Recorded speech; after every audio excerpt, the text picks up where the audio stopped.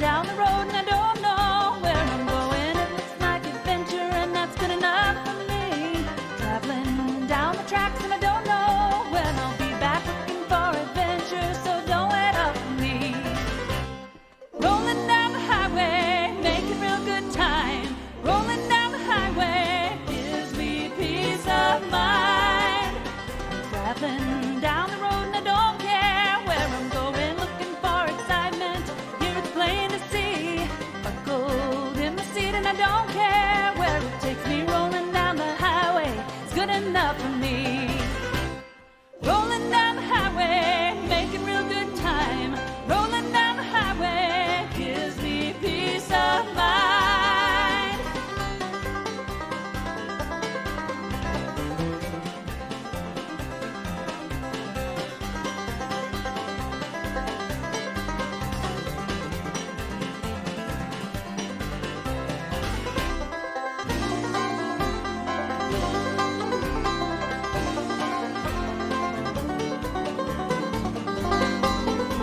The truckers, they wave at me and big wheels are what I'm seeing. They say for excitement, better follow me. Safety's the word for me and freedom is what I'm feeling. Rolling down the highway is good enough for me. Rolling down the highway is good enough for me.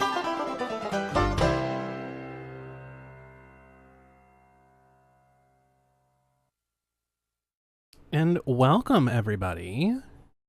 Welcome to this Chill and Shill stream.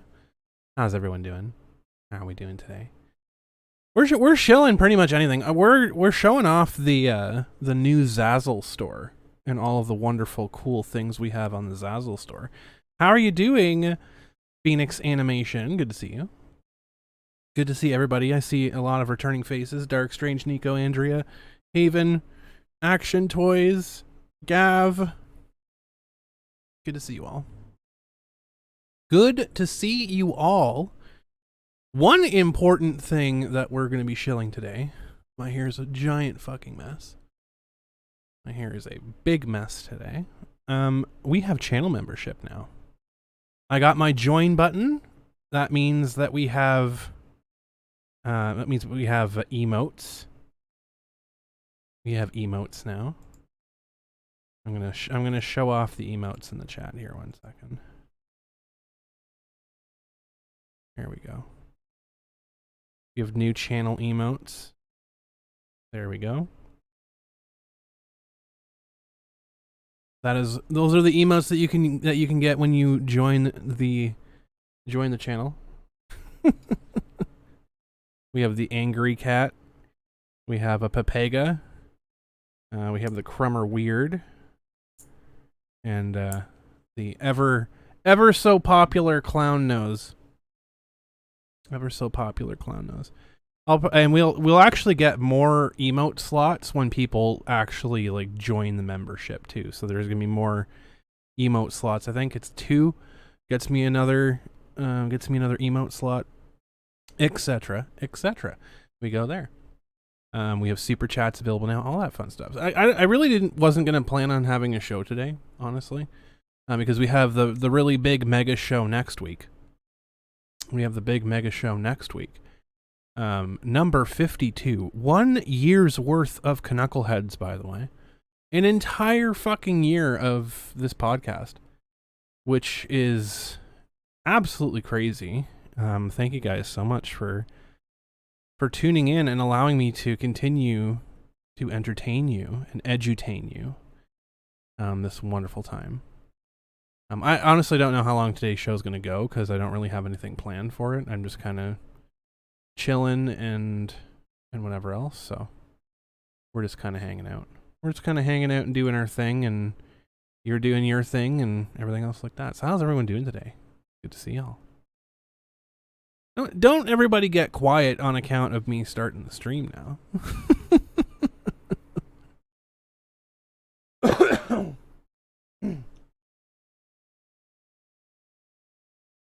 Good grief. Let's play a game of I Spy. I mean, you could. You could if you want to. I don't know if you can see my Umbreon right now. He's kind of hidden. My Umbreon's kind of hidden at the moment. But no, it's today. So today we're gonna be talking a little bit about what's in store for next week's show. I'll talk a little bit about that later. But we're going to. You do spy a dragon, absolutely.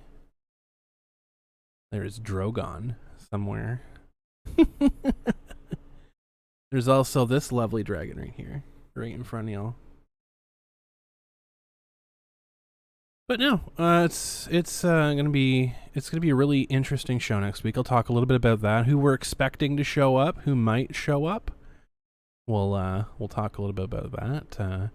But yeah, today I wanted to introduce you guys to the channel membership. So you can join for I think it's as little as like $3 or something like that, and you get access to the emotes. $4.99 gets you access to the Discord and the emotes, etc., etc. It goes up from there. So basically the same as the Patreon tiers. If you don't like Patreon, then here you have that you either have Twitch as an option, or you have whatchamacallit, YouTube is an option now. So now YouTube is an option for you if you don't like Twitch, if you don't have Twitch, if you don't like Patreon or don't have Patreon. As a customer couldn't put together a deck box, you did it for him and he gave you a bottle of wine. Nice, Blaze Firestorm. It's awesome. That is fantastic. Good stuff. So yeah, I'm going to jump in here to talk a little bit about these products that we got to get in. So the Knucklehead, here's the Zazzle. I'm going to post the Zazzle link so you guys can click along and see this wonderful merchandise. We're just going to shill the merchandise today. That's what we're going to do. What did I think of Vic's interview on Nick's stream? Remind me in about a half an hour. We'll get more people and then I'll talk about that. Phoenix, if you're still here, remind me in about a half an hour. I want people to trickle in a little bit before we start getting into any sort of topics. We're just kind of taking it easy today. I will definitely give my opinion on it though. Because y'all know that I'm straight shooting. I don't hold back about that shit. So, but you can check out the official Knucklehead store on Zazzle. It is localized, so you can click on the little world thing up here, and you can go to Zazzle.com. Get the prices in US dollars. This one's all priced in. I might fall asleep before 30 minutes. Who knows? I slept pretty much all day. It was nice. It was really nice to relax all day. But yeah, we have all sorts of different freaking products. I'm gonna go through a handful of these here. But yes, we have some stuff directly for the Knuckleheads podcast. We have some Major League 4 course. We have some Clowny No Frowny items. I'm gonna start off by going through the Knucklehead stuff here because there's some pretty awesome, cool things in here. I like to think. See this snack tray? We'll get to the snack tray, don't you worry. So this is a little bit different, right? Because you can actually go in and customize these items when you're purchasing them yourself too. But we have official leggings. Now, I understand some things can be a bit pricey. Some things are a bit pricey because the patterns are a bit more complex. But however, this is about the price that you're going to pay for memorabilia stuff at a convention. So just keep that in mind. This is not like stuff that you're going to go out and buy at Walmart. This is not stuff that's going to be on sale forever. So yes, the price of some of these things is a little bit expensive. It does have like 20% off right now, which is nice. Not showing the 20% off because I'm not logged in. So I make barely any money on this. Like I've put it down to the lowest markdown possible. So this is just literally because it's going out to third parties and stuff like that. So keep that in mind. I don't set the prices. I don't make a whole ton on these. This is just strictly for you guys to have really cool shit to look at and really cool things to have fun with. So here we have the Knuckleheads all full print leggings, which I think look really fucking sweet. Right on the back here we have Knuckleheads right along the back side with the logo on the right cheek. I think these are pretty cool. I'd love to get a pair myself. I ordered a bunch of merchandise. So I'm going to show off a bunch of merchandise when it actually comes in. But yeah. So we have the Knuckleheads leggings. Those are pretty cool. One of the funny things I found out last night, they actually have like pucks. So you can get an official Knuckleheads hockey puck. Just, you know, how more Canadian, how more Canadian can you get, really? So all of these were designed by myself as well. The designs, I came up with the logos. I came up with like the designs on the things. You can go in and edit the designs. You can customize your own things on top of the designs. I think that's pretty cool. You can check them out as well. If you're looking for a throw pillow, this all over print throw pillow looks pretty freaking nice. You just need the hockey sticks so you can keep them on the ice. Exactly. If they had hockey sticks, believe you me, I would have them. But you can get this nice, beautiful, full print throw pillow. I think it would look great in the living room. I mean, personally, I think it would look great in the living room. Some of these are actually priced really nicely. Some of them are priced like super duper expensive. But here's one of my personal favorites. Okay, so this is the 4-course t-shirt, by the way. You want the pillow? The pillow's really nice. The pillow looks really, really nice, honestly. This is the 4-course t-shirt, the official 4-course t-shirt. Major League 4-course. So you have the Major League 4-course along the top. I really liked it with this design, with the colored sleeves. And just to keep you in line, on the back, we have the remote. I know there's a lot of people that are saying the design's missing something. Don't worry, it's there. It's there to keep you in line. So we have the Major League 4-course merchandise. We have the remote on the back of the t-shirt here. Or this is a long sleeve shirt, but still. Another thing that I really like too, they actually have baseballs. Show the front again. You want to see the front again? All right. Major League 4-course. There you go. You just want to look at the guy. You just want to look at the guy. I think that's probably what it is. You don't really care about the logo. You just want the dude in the logo. What does the back of the shirt have a remote? It's a long story. Exactly. You might have to get that. There you go, Nern. There you go, Nern. Yeah, long story. That's what these are for, though. These are conversation pieces, right? You have the OG one. You might need to have an update. Let's go, Nern. Let's go. It's a great design. You can follow along. There's the link in the chat right now. You can follow along with these as I'm clicking through them. You wanted to take a closer look at them or different things. We also have the Major League 4-course baseball, which I'm actually kind of proud about this design here. So you have the Knuckleheads background print on the baseball itself with the 4-course logo on the one side. You have the Major League 4-course with the remote on the other side. Link to the store. Let me just repost it right here. I'll post it in chat one more time. There you go. So you can find all of this merchandise. It is a bit pricey for some things. It's more fair for other things. Just be sure to click the little thing in the top corner to make sure you're getting the price in your country. Default Canadian, so it looks more expensive in Canadian dollars, but you know, for Americans it's like $2. So Major League 4-course, you have the remote on the baseball. As you can see, the beautiful print, the off print on the baseball as well. So this is more like, these are more like collectible items, just to let you guys know.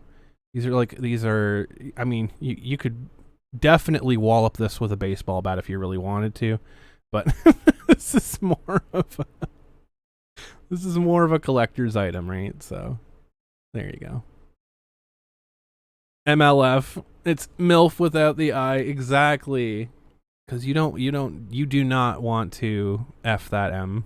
Let me tell you. You do not want to F that M. We also have the brand new, never before made Canuckleheads full print apron with the beautiful pattern in the background. Kiss the Canuck with Knuckleheads logo.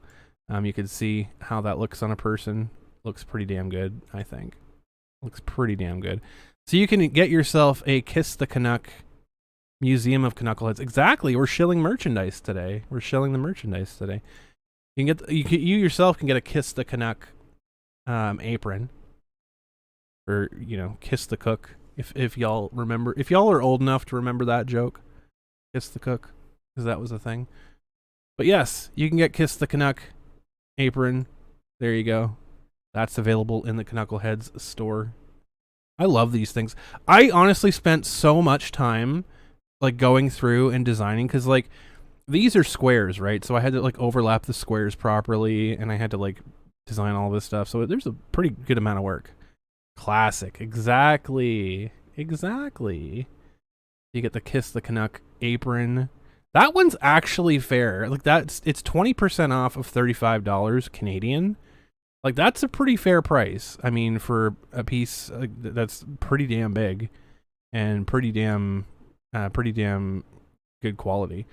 I think it's a good deal. Anyway, we also have the Knuckleheads official shower curtain. I know it sounds ridiculous.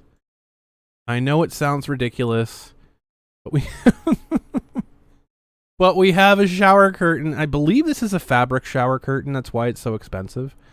But if you yourself want to, disguise yourself, just do whatever you do in the shower, and have like a really cool thing to look at when you're in the shower, and there you go. You can get a shower curtain. I'm just making a ton of stuff because it was fun to make. And it was like lots of really cool merchandise ideas, like stuff that I'd never really thought of anymore. Toyman! Oh, you're going to love these. Toyman. I have to show you the t-shirt again. But you can get yourself your official Knuckleheads shower curtain if you'd like. It's a little on the expensive side, but it's worth it. Here's to you, Stan. I made some more... I made some more 4-course merchandise for you, Stan. You can see here the beautiful giant 4-course logo on the front. And just for you, Stan, we have the remote control on the back there. Just to keep you in line.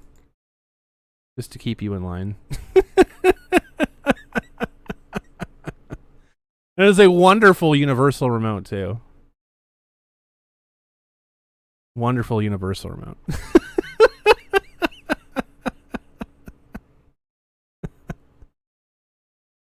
Moving on to the next item here, we have the official hip flask, which I think is actually pretty cool. This is one of the items I did order. This is apparently vinyl. This is like a vinyl wrap around the stainless steel flask. So this is actually pretty fairly priced, in my opinion. You can see like it overlaps on this side. The sticky stick overlaps on that side. Shows you how it looks in a pocket. Looks pretty damn cool, I think. You can put literally any liquid in this. I would suggest only putting in drinkable, like imbibable liquids, not things that would do damage to you. Do not put gasoline into the flask, please. Just don't do it. But we have the official Knuckleheads hip flask for only $38 Canadian. I think it's a fair price. Yeah, the flask looks really good. I think it turned out really, really nicely. We have official Knuckleheads socks now. We have the socks. I don't think I ordered a pair of these. I don't remember, but we have the official socks. Pretty straightforward. A little bit on the pricey side, but there you go. Your new bleach dispenser. Yes, I would advise against putting bleach in it too. Hello, Sam. How you doing? We have the official Knuckleheads Puzzle. If you're feeling up to it, some of these, this is such an interesting thing. Like I found it so funny. You get yourself an actual Knuckleheads Puzzle. The nice thing about this design, right, because it looks like it's flat black, but it's not actually. It's speckled black, right? So it's a lighter, like I guess a really dark shade of gray, and then like dark spatters of black on top of it. So it is actually definition between the two. So you can see it there. I don't know if you can see it very well on your screens, but there is definition between the black. So it's not just a flat matte black. It is a textured black. So this puzzle would actually be pretty interesting to put together, I think. So we have a Jigsaw Puzzle. Not terribly priced. I mean, these are my favorites. I have these coming apparently next week. Should do a hockey puck. Oh, Catnip Dave, we already have you. There you go, buddy. There you go, buddy. The official Knuckleheads hockey puck. It is existing. This actually just came up yesterday. So, I made a whole bunch of merch, and then they just released the hockey puck yesterday, so I just made a hockey puck. Hello, Gamer Hands. What is this? This is Knuckleheads merchandise. We're shilling some merchandise. This is all on the Zazzle. You can check it out on my Zazzle store right here. All the prices that you're seeing are in Canadian. Make sure that when you're logging in, you click this little thing up here, and this little thing you can change it to US pricing, and it will actually drop the price because US pricing is cheaper. Well, it's not cheaper per se, but it is different. These I actually have coming next week.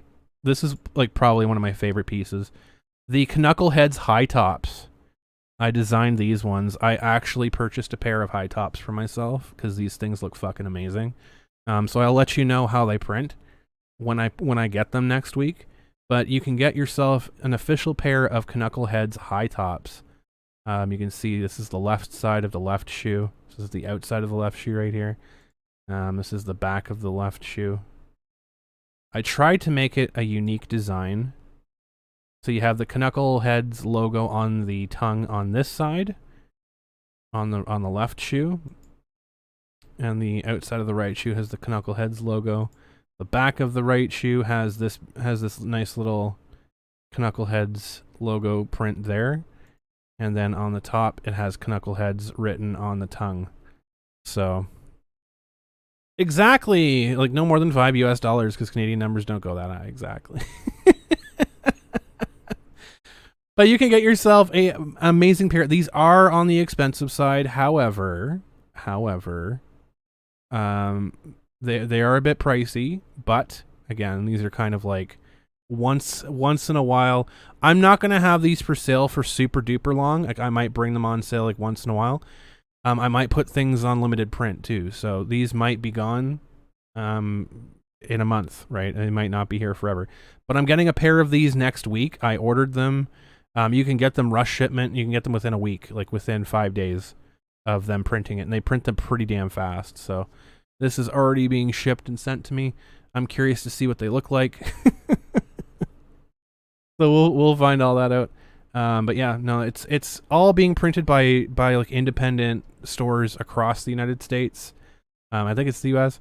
I don't know if any of them are in Canada. Most of them are in the US. But yeah, you can get your pair of Knucklehead high tops. A little bit on the pricey side, but for quote unquote designer shoes, you can get your pair of designer Knucklehead kicks. Knuckle kicks, as I coined the phrase, Knuckle kicks. They should be displayed in pesos or rupees.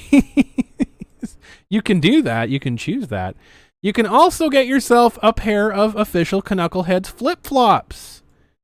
This is another one I was like really actually fucking excited for. I think I have a pair of these coming, but I chose slower shipping for these ones because I wanted to save money on shipping. So you have on the left sandal, you have the Knuckleheads text across the top. On the bottom of the right sandal, you have the Knuckleheads logo. So again, more of like collectors types of things, because these things are probably going to be like limited. I don't know how long I'm going to keep them printing for, so. But yeah, there you go. Knuckleheads Flip-Flops. You can see them here. The angled looks really fucking good.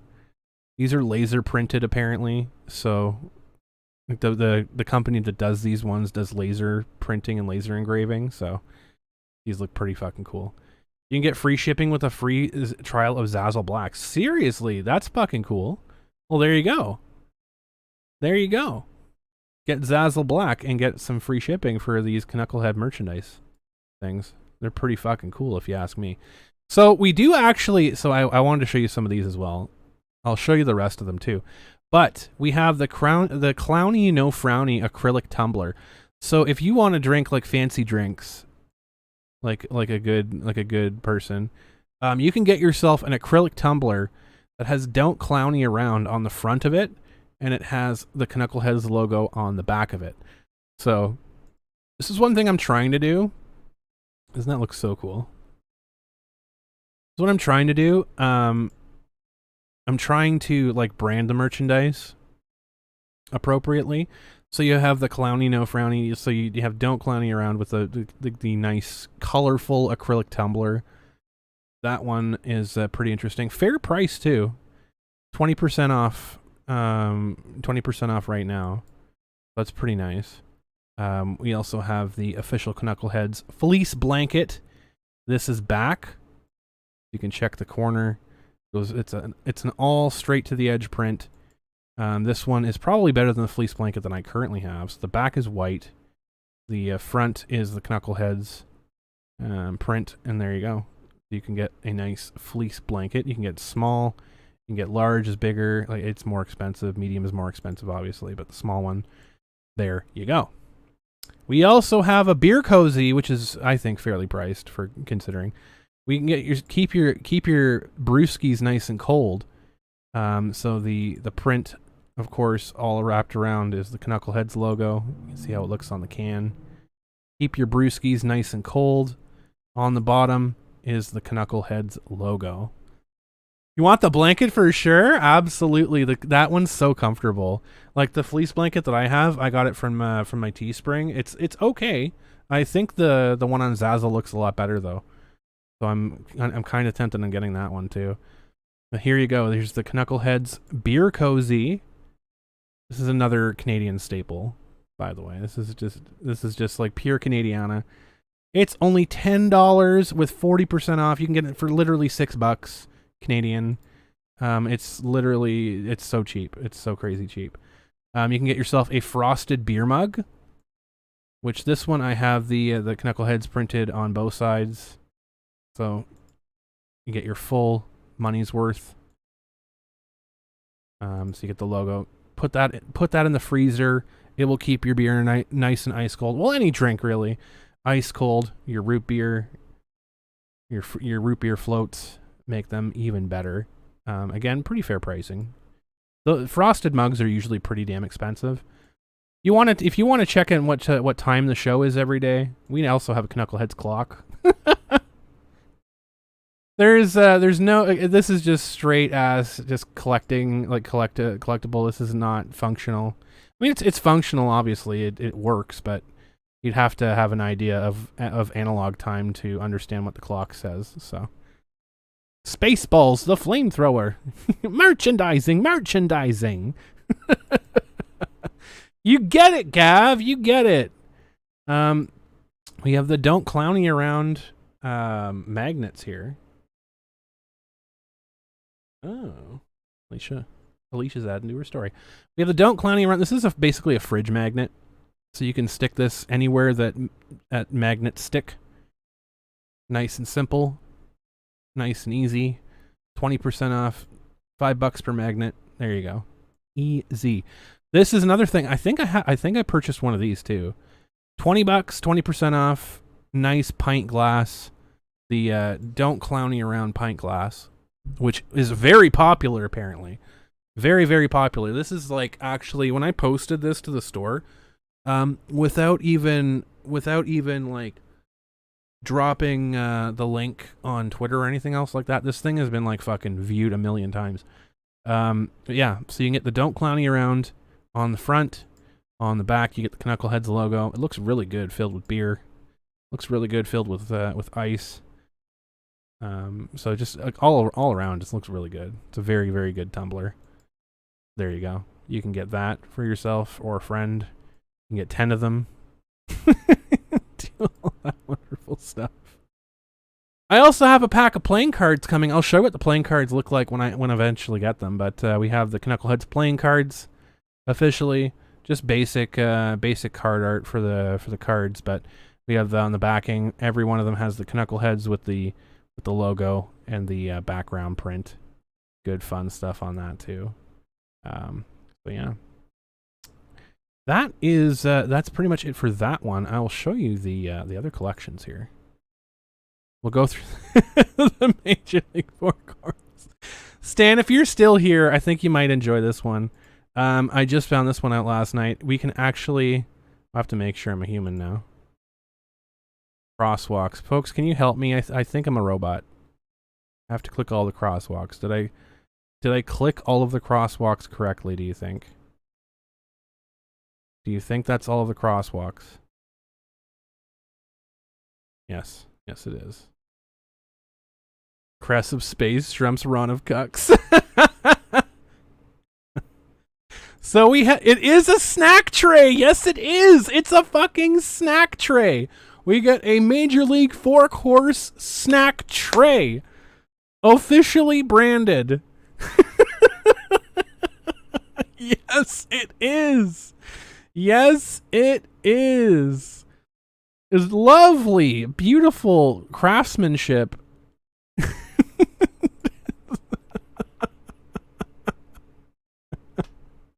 I can't even keep it together. This snack tray can be yours. This snack tray can be yours. You can get different sizes too. So large is a little bit more money. You can get different colors. You can get it in black. You can get the snack tray in black to match your bowls. Long before Ron starts asking for royalty. You don't believe in doxing, but could we send this to Ron? I mean, you can send gifts to whoever you want. I'm not going to tell you who to send it to. Don't send it or don't not send it. Buy as many as you like. Give it to all your friends. Hello, Tom P. How you doing? This is a good time to shill the channel. So if you want to join you could design a few remotes for him. If you want to join the channel, we have the channel button now. Like we have the join button. So now we have 4 emotes. If we get 2 people joining the channel, we get more emote slots. But these are the 4 emotes that you have right now. If you join this channel, you get access to those lovely 4 emotes, and you get access to a badge too.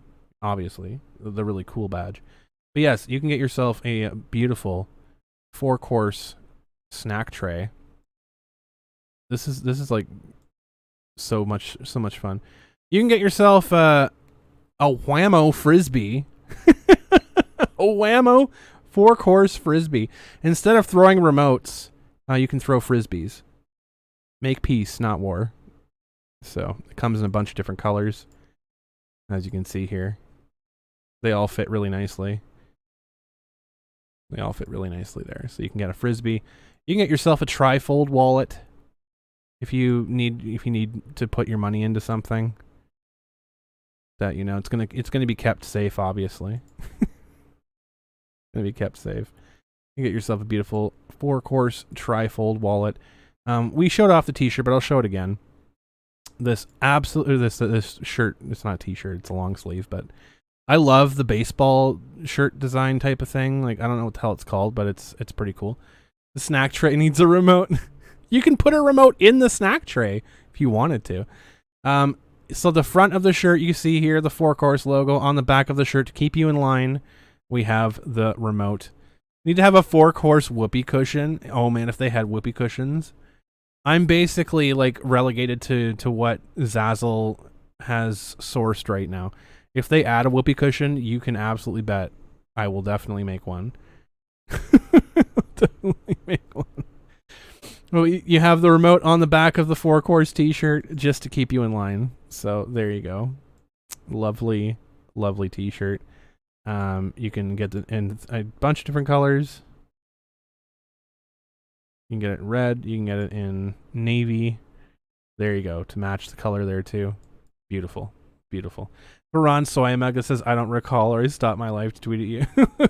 Hello, Randy Scribner Jr. How you doing? This is one of my other favorite ones here. This two-tone mug is actually pretty fucking nice. This two-tone 4-course mug you can get yourself as well. So you can get with or without the donuts. You see, it wraps around. It says Major League 4-course, and it has the remote on the mug as well. The two-tone looks really, really nice.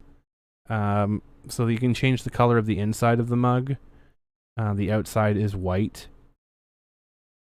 You can get it like in a bunch of different colors. whatever color suits your fancy. Beautiful.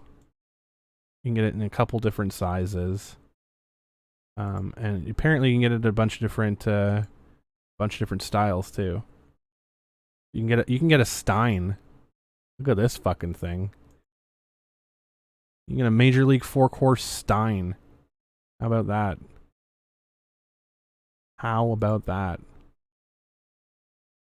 You can get it on a morphing mug. You can get it on a travel mug. That nice stainless steel, or you can get it on white. Classic white. There you go. This opens up a bunch of different things for you.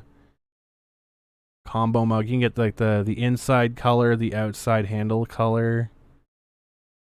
That looks pretty freaking nice too. Get them to change the colors too. Those are really, really nice. Get a maroon to match. You can get a blue to match. There you go. Wish you could join. Helped a friend move heading home. No problem, Harima. It's okay. I'm glad that you're just chilling. We're just chilling today. It's a low-key stream. It's all good. No worries. We have the Clowny No Frowny collection as well. I'm adding a little bit to these things. I'm trying to keep them like appropriate for the different themes. So like the Knucklehead stuff can be like a bunch of different things. But the Clowny stuff, it definitely lends itself more to like funny things and younger things. So you can get yourself party hats. So these come in like different quantities, right? So you can get like, I think the minimum's 12 party hats. You get the Clowny Don't Clowny Around party hat with the Knuckleheads logo at the back there. There you go. Beautiful. If you're having a party, if you need to put someone in the corner, detention, whatever you want to use for them, you can get little party hats now. You can get little party hats. Clowny No Frowny. You can get yourself a balloon now, too. We have balloons. So these are filled with air. They're not helium balloons. So they're on a stick. So on one side, Don't Clowny Around. On the other side, it says Knuckleheads. And you can see here, it's on a stick. It's filled with air, so it shouldn't dissolve. You can put it in flowers. I guess you can put it in flowers. You can also get it heart-shaped if you really, really wanted to. And you can get a base. You can get a suction base or a regular base. You can get a base for it as well. You can get it in a heart shape. You can get it in a circle. There you go. Maybe add something like a Clowny car. If they had one, that'd be fucking hilarious. That'd be great. We have the Don't Clowny Around bodysuit. There's a bunch of like little kids' clothes that I think this looks really good on. On the back, we have a little Knuckleheads logo on the back there. So if you want to teach your child to don't clowny around, there you go. You can get that on a little onesie. We showed off the tumbler already, but there you go. It's on the tumbler. And then the cup and the magnet. There you go. And I did split them off into a bunch of different, so like best for babies, best for adults, Knuckleheads at home, merchandise and stuff like that. So there you go. You can check out all of the Knuckleheads merchandise on the Zazzle store. I think it's got some pretty cool fucking stuff on there. The Knuckle Kicks is like my absolute favorite, and I can't wait to see how they turn out and all that stuff when they come next week. So I'm very excited. Clowny car with some knotheads crammed inside of it. Let me tell you something, folks. Let me tell you something. There's a fucking bonehead. There was a bonehead that got really, really, really angry with some of the merchandise that I've put out there. And I don't care. I don't care. Because at the end of the day, I did not make any of this merchandise with anybody in particular in mind outside of the people that might be purchasing it. So I thought to myself, what would be the most practical merchandise to put out there that people, number one, would find funny and enjoy, and number two, that would fit the theme and whatever else, and be entertaining and be useful and be practical. So when I was designing stuff, I didn't care about anybody's particular histories or anything else like that. I just cared if it was entertaining. I cared if it was practical. I cared if it was functional. So there was one moron that commented on the weirdly enough, on the fucking 4-course merchandise, that oh, how dare you do this for this person because this person had a thing. Yeah, shut your mouth, dude. You don't know what you're talking about, number one. Everybody, there's a lot of people that go through what that person went through, myself included. So shut your fucking mouth, dude. That's all I gotta say to you. There's a lot of people that went through what she went through, myself included. And yeah, I made the clothing because I thought it was cute and I thought it would be appropriate.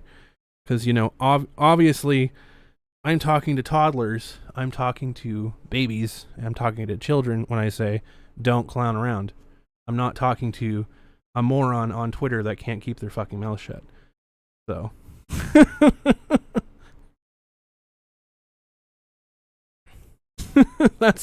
That's what I'm doing it for. I'm not doing it for you. I'm doing it for the people out there that are actually going to buy the product. Don't care that you don't like it. Don't care that you're not going to buy it. You're not my audience. So have fun. That's what it comes down to. I don't care. So yeah. that's my message for that little mongoloid that decided to open his mouth on my 4-course merchandise.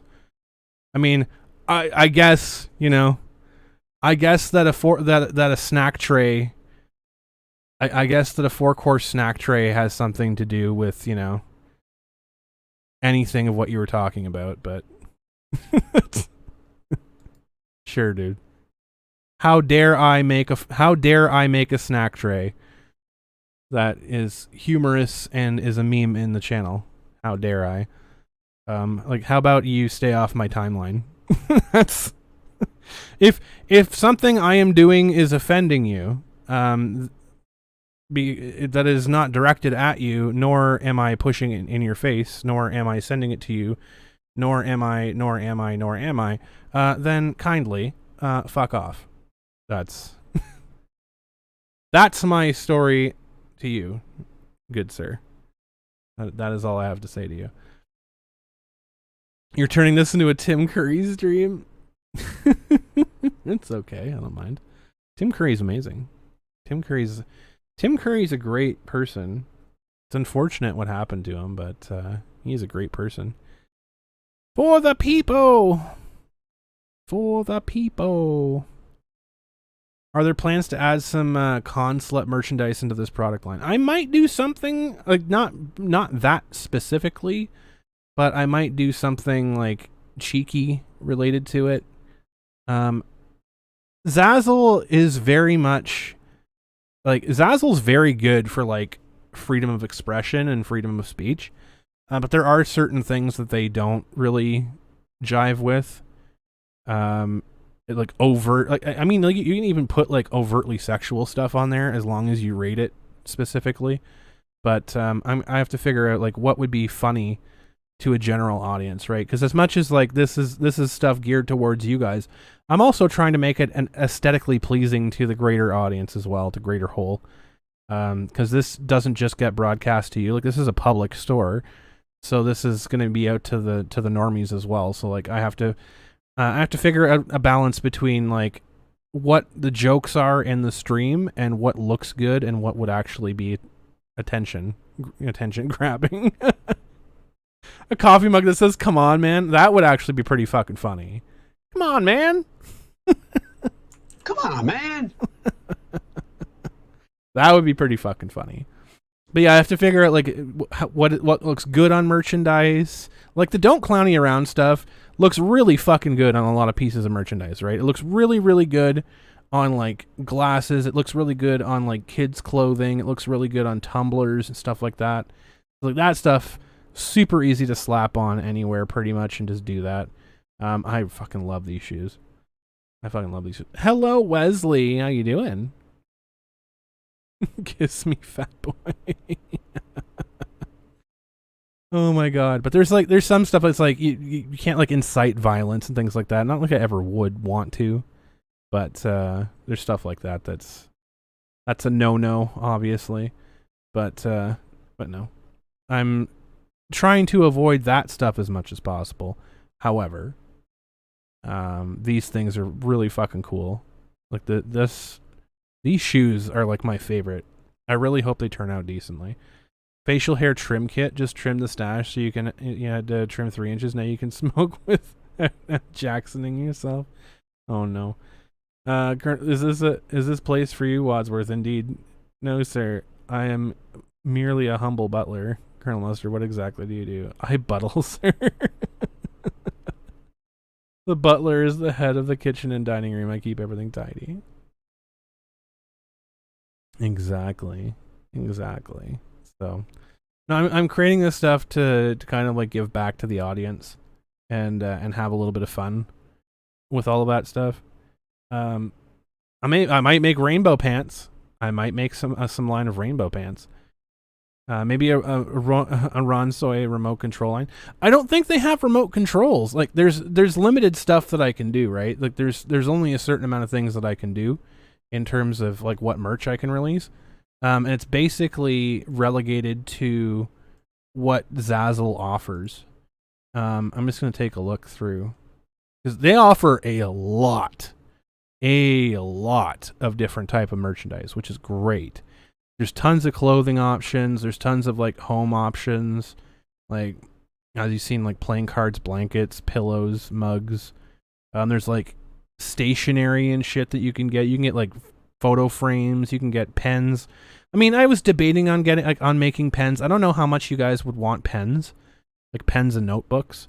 I can make pens and notebooks if you wanted them. I just don't know how much you guys really care about that. Electronics, so you can get like iPhone cases, so you can get like mouse pads, flash drives, laptop sleeves. Again, like I don't know how much you guys care about that. You can get bottle labels. Well, you can get like your own custom bottle labels done. You can get like baby clothing, all that fun stuff. Like I'm debating on like making like bibs and pacifiers and shit like that too. Lunch boxes and things like that. So it's like it's all really cool stuff. Hello, GTA Raj. How you doing?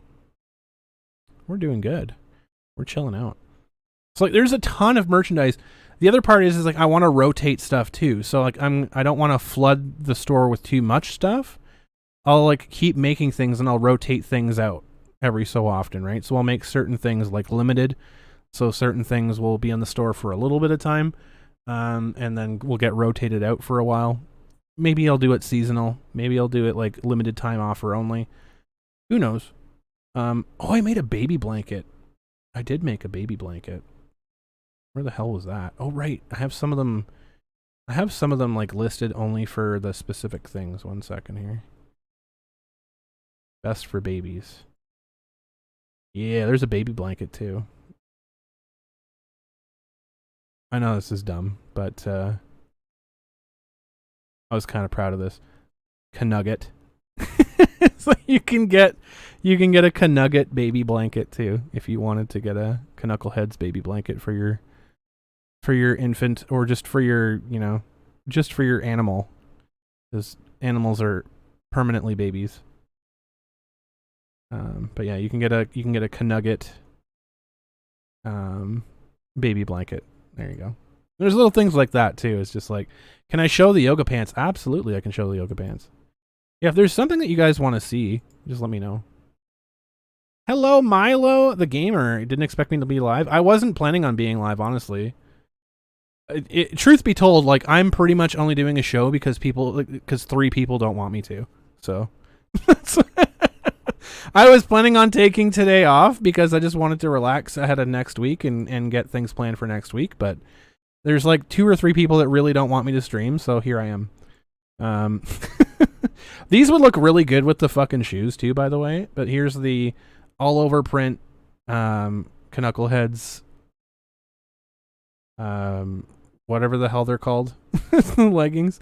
You have Knuckleheads right across the back. It gets printed across, so it starts off on the left cheek, goes right across the back, finishes off on the right cheek. There you go. And you have the Knuckleheads logo right here on the right thigh. Wonder who those three are exactly. It's free real estate.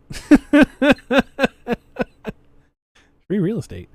Maybe you should do some suspenders and have designs and mirror some of Vic's famous pants. I don't know if I could replicate Vic's pants. Like that's a feat. That's a feat that I don't know if I'm able to do. Truth be told, I don't think I can replicate that. But we have the Knuckleheads tights. There you go. This wonderful design. I really like this design, by the way. Like, this is the design that we have in the background on the stream right now. It's turned out to be like a really, really nice fucking design that goes across these things really, really nicely. So there you go. You can get yourself a pair. You can get yourself a pair of leggings. This throw pillow looks really nice though. Trousers with broccoli all over it. See, that wasn't my meme though. Like, I didn't come up with the broccoli meme. So what I want to do is, like, I want to put stuff in the store that we came up with on this show, right? So like, Vag Christmas was hilarious. I haven't really figured out how to make that a thing yet, which is why I don't have any merchandise on it right now. Is as much as it's like a funny thing, it was okay on Teespring for specific items. They don't really jive on these items. I can't really find. This one's a lot more complex than the Teespring designing thing, which gives me a lot more creative freedom, which is great. So the downside is that certain designs don't show up as good because they're not as high quality print, or they weren't meant for as high quality print, so they don't translate as well onto the Zazzle store. So I'm trying to figure out like what designs and what things work really well in the Zazzle store. This is one of them. I think the throw pillow looks really, really good.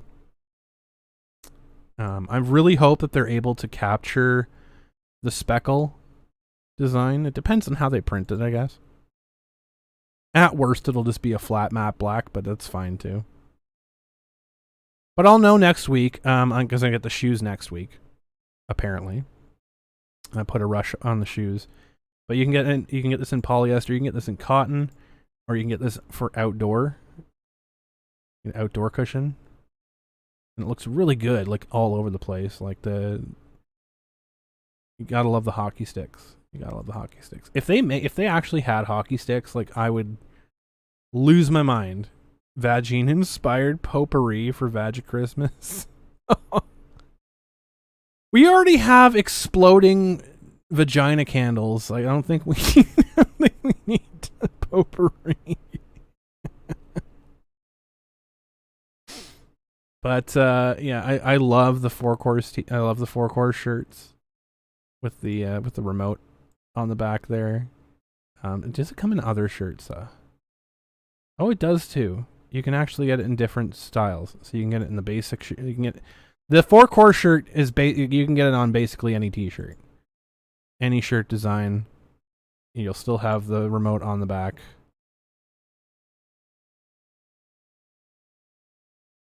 It comes basically any design period. You just click on that thing, you click any design. It will, oh my god. It'll even give you like a polo. That's amazing. You can even get a fucking jersey polo. That's fantastic. I didn't even see this before. Get full zip. Do they have hoodies on here too? No, there's no chance they have hoodies on here too, right? Oh, they fucking do. Oh, they fucking do. You can get yourself a 4-course hoodie. All that stuff on there. There you go.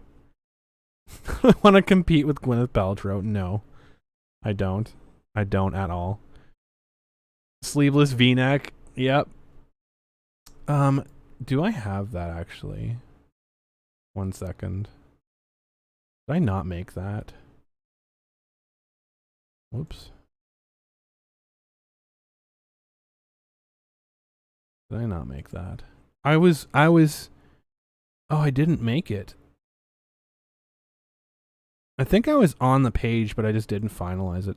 I was gonna make a oh my god. There you go.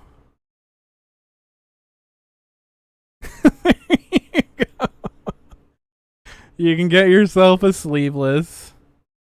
You can get yourself a sleeveless. I don't know if they have the wife beaters on here. I mean, they kind of do. Oh, they do. I stand corrected.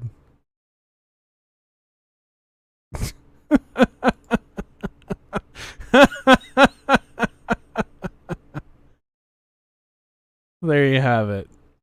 You can get yourself the wife beaters. You can put it on baby clothing if you really, really wanted to as well.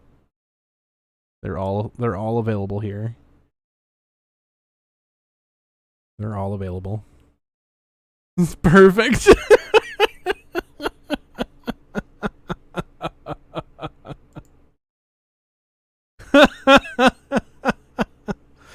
Oh my god. So guys, I don't condone any sort of quote unquote harassment. If you want to buy shirts for your friends, then by all means, but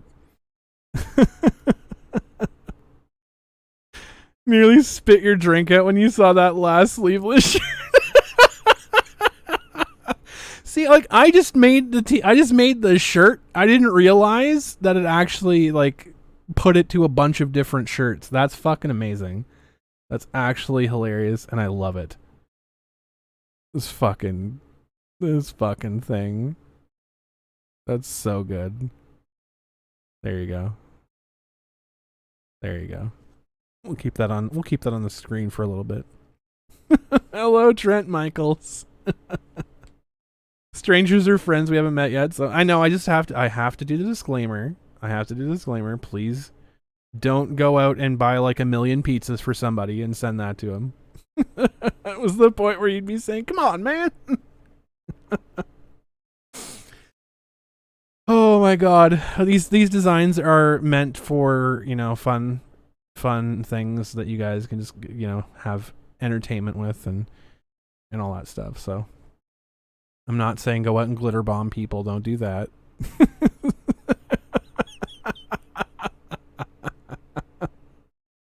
The upgraded remote is just so fucking good. Like it's a conversation piece for entertainment purposes only. Exactly.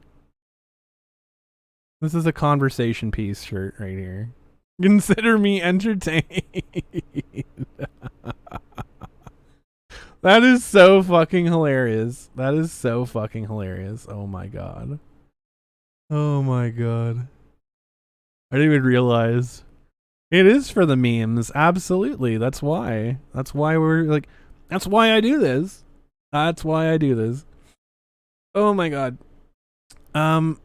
Phoenix, if you're still in the chat, Phoenix asked me a question earlier. I wanted to answer it now that we're a little bit into the show.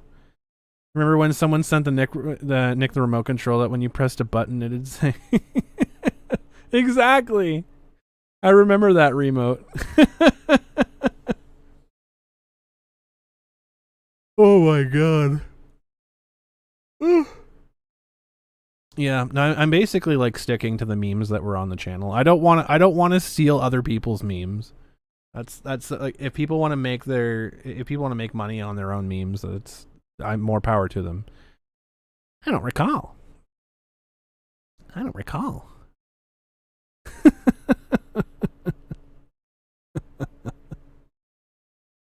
But yeah, so you can get your Major League 4 course merchandise. You can get all that wonderful stuff. I'm gonna post the Zazzle one more time here. Phoenix Animation, if you're still in the chat, I would love to answer your question for you if you're still around. I don't know if you still are or not. I'm gonna check a couple other things while I'm waiting to see if Phoenix Animation's still there. But 17-0. Rip Phoenix. I did tell him I was gonna wait a little bit to do it, so I wanted more people in the chat before I addressed anything. So anything that I should be aware of on Twitter.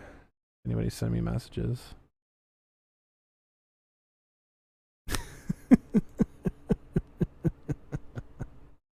Oh my god. Oh my god. Phoenix is dead. Phoenix, we hardly knew ye. You died laughing when Vic called Ron out for... Vic called Ron out for watching Nick's stream on Wednesday. Well, the funny part, like, that's hilarious, right? That's hilarious.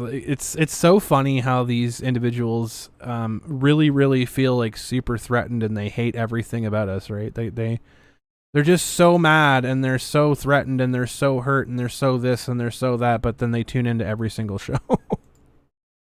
They can't stop watching. They're so obsessed with people talking about them. It's actually borderline insane. It's actually borderline insane. I'm going to keep this up for the rest of the stream, I think. This picture, I think I'm okay with that. I think I'm okay with that picture. How many times Ron tweeted about that interview? He didn't tweet about it at all, actually. Funny enough, he like tweeted about how he didn't want to talk about it anymore. Because they're not funny or interesting. You're not wrong. Not a single dislike. How strange. That is odd. I was expecting 85 from the 85 Google accounts that regularly come on here and hate vote. Well, that's the thing. It's like 60,000 views in 2 days. Yeah, there's a lot of people that were looking at it. There's a lot of people that are looking at it, but well, Phoenix, I'm sorry that you're not here for me to answer your question, but I'll answer it anyways. Vic's interview, it was pretty much exactly the same, echoing what he said on our show here, right? If you haven't already checked out the interview that Vic did when Stan was on the show a few months ago, check it out, because honestly, no shade at Nick, because Nick did everything he could to get a good interview out of Vic. I think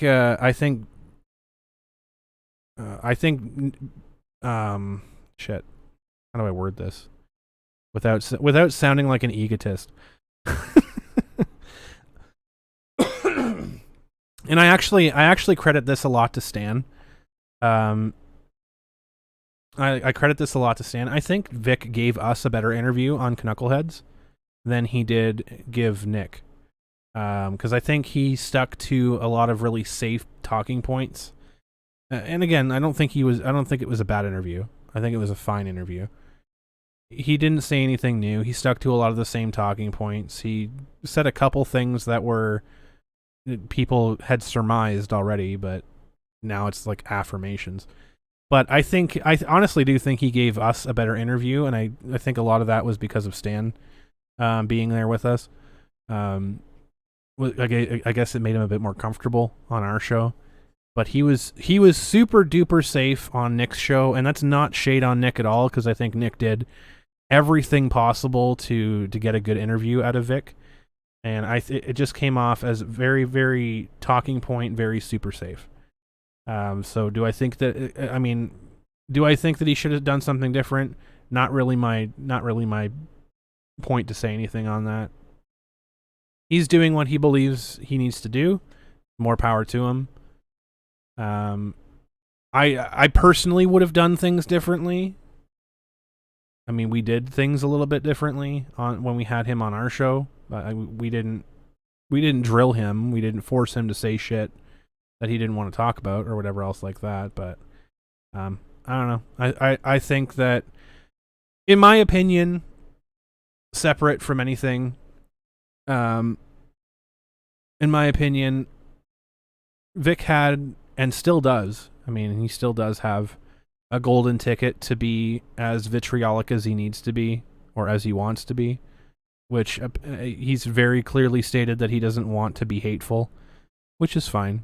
I don't think there's a single person in the world today that would be mad at Vic for stating how he feels about things. And to be fair, I haven't spoken much to him. I haven't spoken much to Vic, like, on a personal one-to-one level since he was on the show. Like, since he was on my show, not Nick's. Like, this, we're talking about, like, I think 4 or 5 months ago. So, like, I don't know. His viewpoint could have changed since the last time that I've, like, had a heart-to-heart with him. He could have changed his opinion about a lot of things in that time frame. So I don't personally know where he's at. If what he said on Nick's channel was where he's at now, then, I mean, more power to him. More power to him. Yeah, Ron hung himself when he was on this show. I mean, absolutely. Saw Mars Girl and brooding and them brooding on Twitter, saying complete nonsense. Oh, and her brood on Twitter, saying it was complete nonsense. Well, again, people can change their minds about things. People can change their minds about things. And the last time that I had like a really good heart-to-heart with Vic was several months ago. So his viewpoint could have changed from the last time that I talked to him. So if this is how he truly feels and this is what he thinks is the best route, I mean, more power to him. I wish him the best of luck. I personally would have done things differently if people had still been attacking me for going on 3 years. I would not be as forgiving. I'd be a little bit more aggro on it, but that's just me, right? That's just the way I deal with things. I don't let people walk on me. I don't let people pull that nonsense. So, I mean, if Vic feels like this is what he has to do, that's what he has to do. I did listen to Nick last night. I echo his sentiments that I think there's a group of people that he is listening to that aren't necessarily giving him correct information or correct views on things. Because I see it a lot, right? Like I see people in that sphere of things, right? In like, and this is not just Nick centric, not Nick centric. This is not just Vic centric. I'm talking about like most celebrities are pretty insulated about the greater scheme of things, the greater world of things. Because a lot of celebrities are very insecure. Like, there's a lot of people that I saw were like, I can't believe Vic is that insecure. I can't believe the blah, blah, blah, blah, blah, blah, blah. Of course they are. Like, they're just human beings. And a lot of times, celebrities are very insecure and are very nervous and, you know, put on a face for people to make them look confident and things like that. So they do need that assurance. They do need that, you know, reminder and stuff like that every so often. So, yeah, like I do think that Vic struggles with that insecurity, and things like that. So from all of that stuff, I do think that I have a million thoughts in my brain. I do echo Nick Rekieta's sentiment that I think that there are people close to him that are feeding him information that is not accurate. I personally think that Vic should have done that interview well over a year ago. If that was the interview he was going to give Nick, then he should have done that well over a year ago. That was an interview that was appropriate back in 2020, like the start of 2020, the height of that was an interview that was better served before the judgment of the case, in my opinion. The fact that he, and again, completely not my business, but the fact that he was taking information from individuals that was not necessarily accurate, because like I feel bad for Nick, I do, because Vic coming out and saying that he avoided Nick's channel and doing an interview with Nick because he didn't like his style, he didn't think it jived.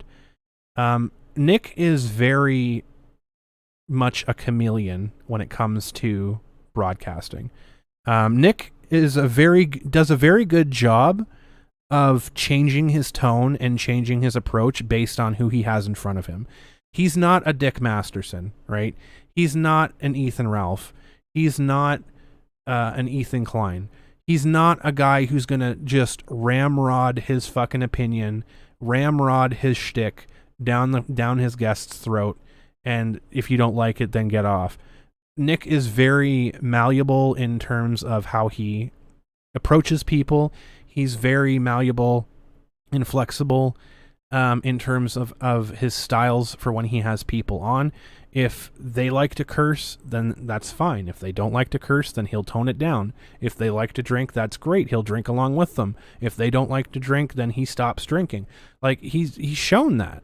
He's shown that over the many, many years that he's been streaming. And I think it was unfair. I think it was really unfair that it was just assumed that Nick was going to have Vic on and just bash people and be, damaging to Vic's reputation the entire time he was on. Because truth be told, when I had Toye on the show,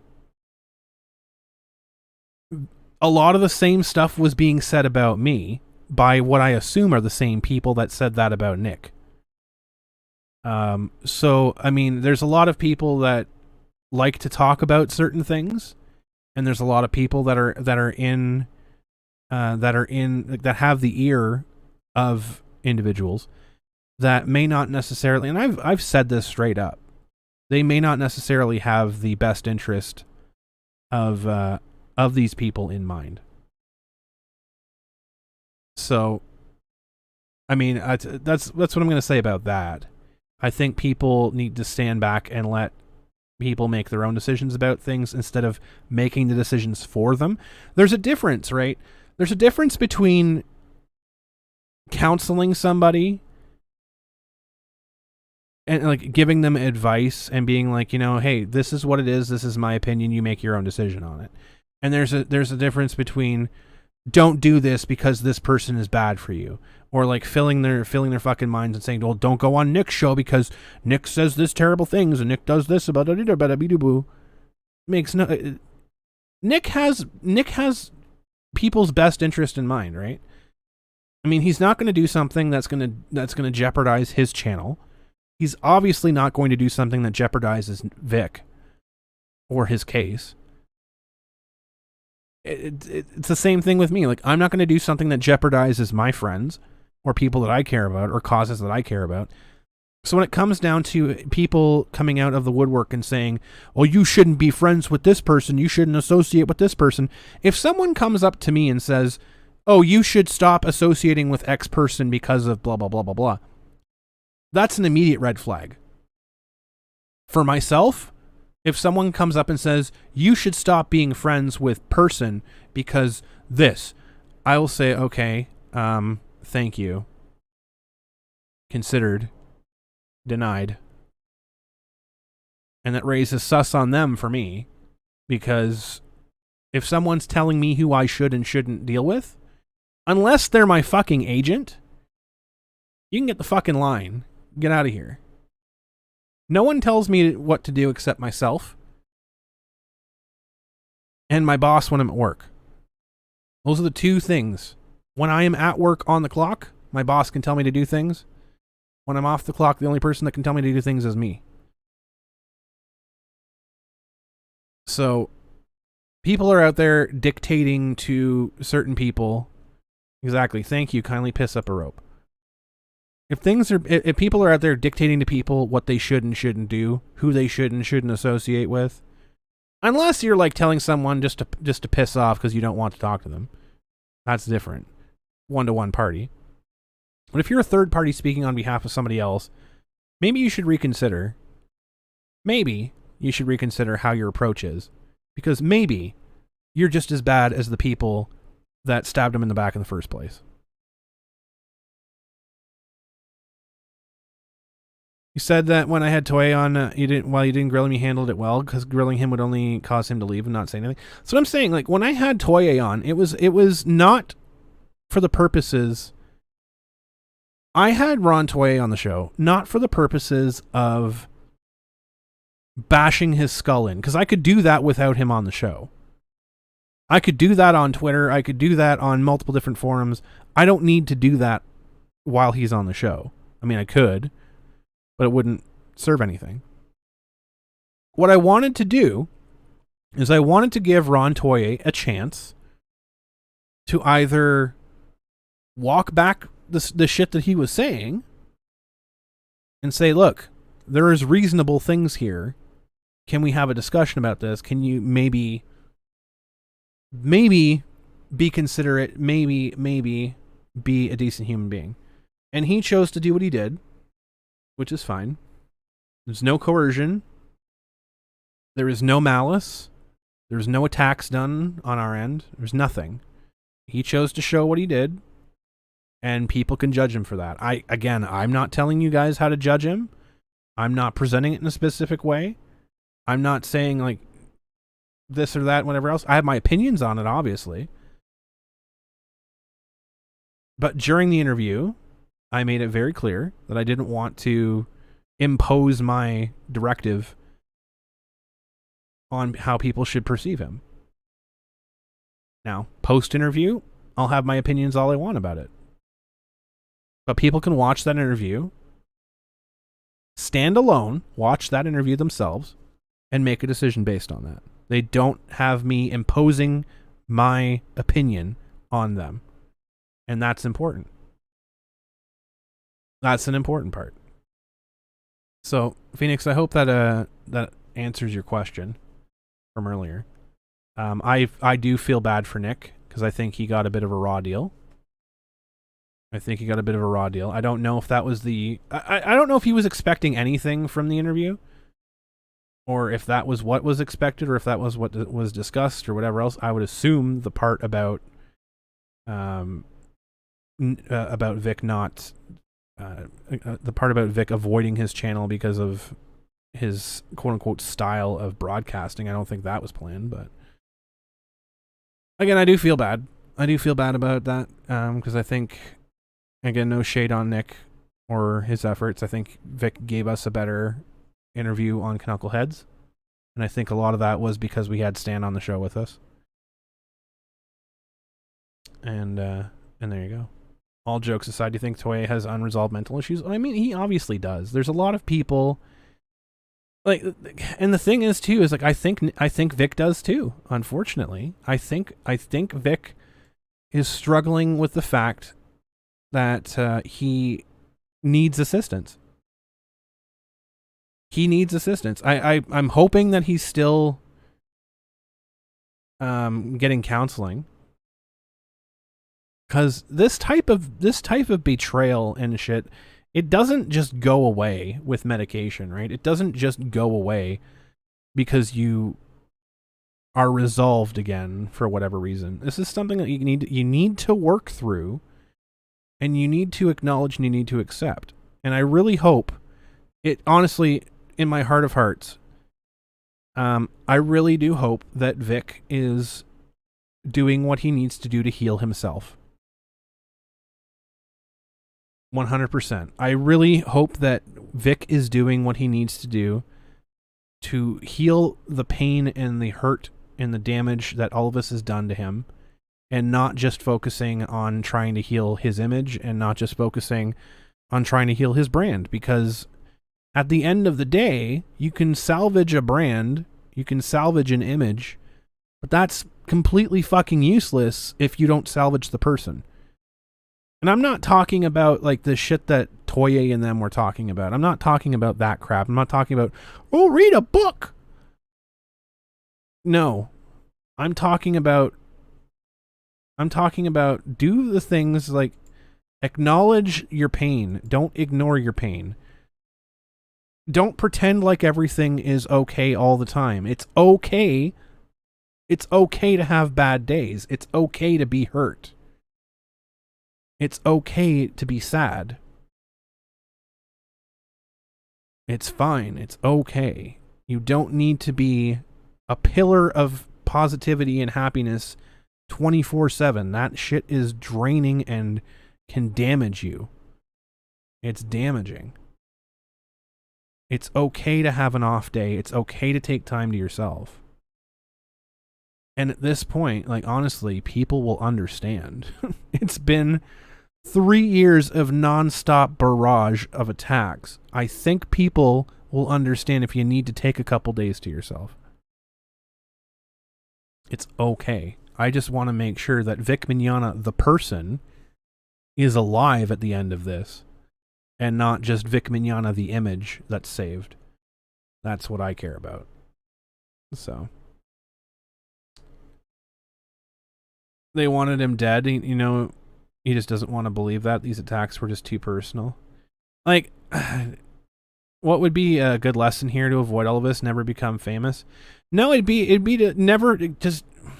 There's a complex thing that goes into this, right? It's a really complex. There's no one solution to it. But a lot of it is just be fucking independent. Don't depend on things. Stop depending on corporate. Stop depending on people's opinions of you. Honestly, like life advice, when you're at a job working for a corporation, it gets jammed down your throat when you grow up that you have to have a career, you have to have a career, you have to have a career, you have to have a career. You get taught all of your fucking life to be a perfect little cog in the system. And then hopefully you'll make it to retirement age and everything is rosy pancakes. That's not the world now. It might have been in the 50s when corporations and businesses had loyalty that rewarded loyalty. There's no reward for loyalty anymore.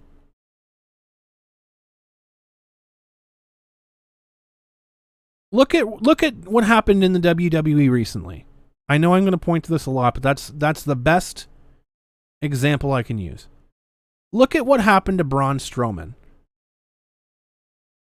Man is a company man through and through. He'll do whatever shtick is given to him. He'll eat dog food if you put it on camera, if you put it in front of him, and he's told he has to. The man got terminated because he signed a contract that WWE offered. Because WWE offered him $1 million as a contract. And they terminated him because he made too much money. When he literally was carrying one of their brands for 6 months. And was in 3 matches on one show. Made an incredible WrestleMania moment. What does loyalty get you? Nothing. They get nothing. What does loyalty get you for Vic? Well, let's take a look, shall we? He, quote unquote, breaks the glass ceiling for anime voice actors, right? He breaks the glass ceiling for anime voice actors. He gets anime voice actors in there all over conventions. He increases revenues for Funimation and like industry. He does all of his stuff. And what does he get rewarded with? He was so close to getting a salary position and getting that golden sunset, right? Riding off into the sunset so he could retire as a salaried employee. And what happened before that happened? They found any fucking reason to get rid of him. Any reason at all. Oh, sorry, you left your blinker on too long before the stoplight. You're fired.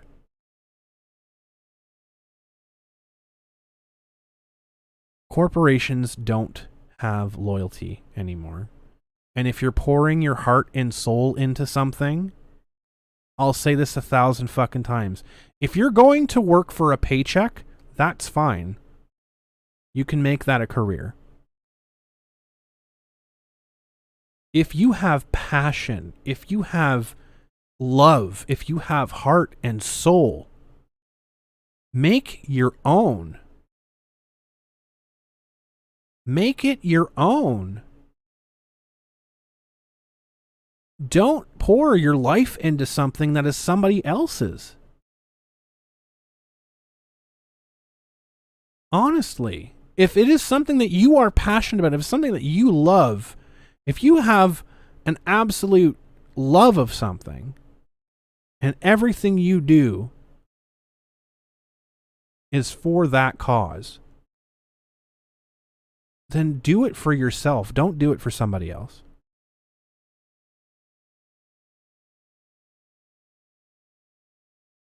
Don't reward other people for being parasites.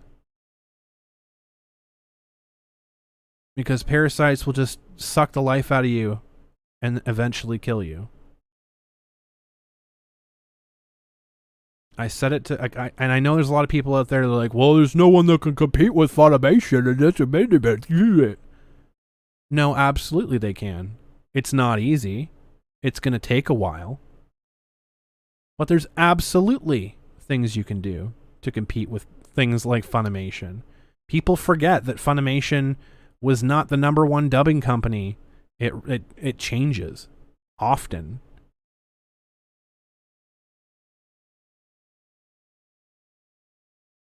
But it's easier to do the armchair calling.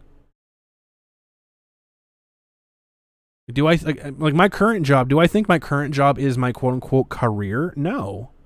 My current job will fund my career. But I don't have any delusions of being a CEO of my company. Like, my job exists as the basic contract of I go in to work my hours and I go home. That's it. I take my paycheck. I do the work to the best of my ability. And that's all all I ask in return is I get paid for it. That's it. That's it. I'm not going to sit there and log extra hours. I'm not going to sit there and do 2 levels above my work to try and impress somebody. Because I've been there before. I've been in management before, and I see the bigger picture. If I'm going to be doing this, I want to do it for myself. Why am I paying somebody else? Why am I rewarding somebody else for my hard work?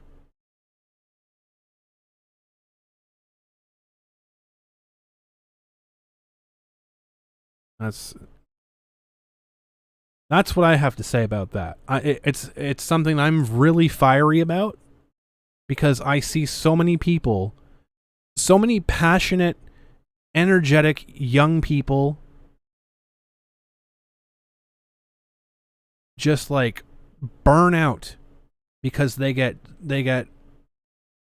stuck with a carrot on a stick. And they never, it's always like, oh, just do a little bit more, just do a little bit more, just do a little bit more, and we'll get you exactly what you want. There's the promised land right there, and then it's gone. You come up for promotion. Oh, you just talked to that. You're just too friendly with people. Oh, you're just too valuable in your position to move you. Oh, you're just too much this. Oh, you're just not enough that.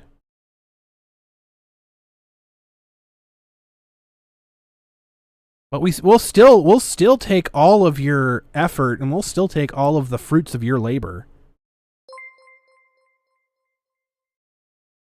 Viper Talon tip $20. Hi Crumb. Hope you're doping well and having a good weekend. Hey, Viper Talon, thank you so much for the $20. Appreciate you. Well, I guess I'll jump in here too. I see you there, Viper Talon. Viper Talon's chilling out in the VIP stage, in the VIP lounge. As a Supreme Knucklehead. How you doing, Viper? Good to see you. Oh yeah, Viper Talon.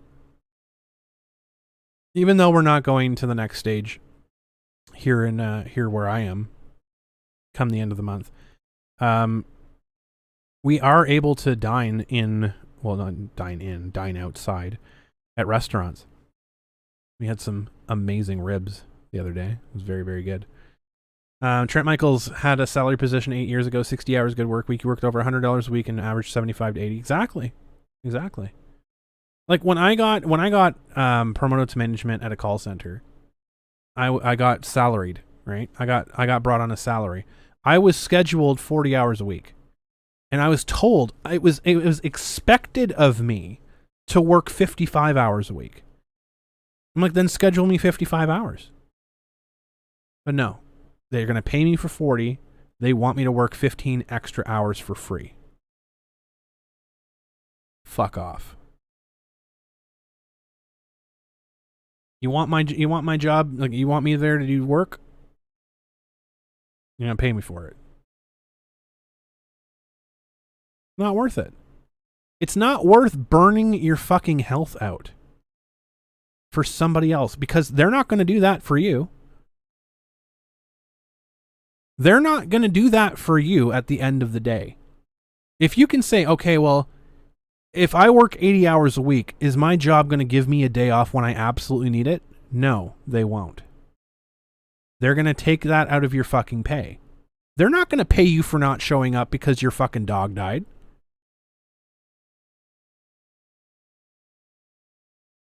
They're not going to pay you because you need to take 3 days off to go, take care of a sick relative, or, make sure that your friend isn't dying.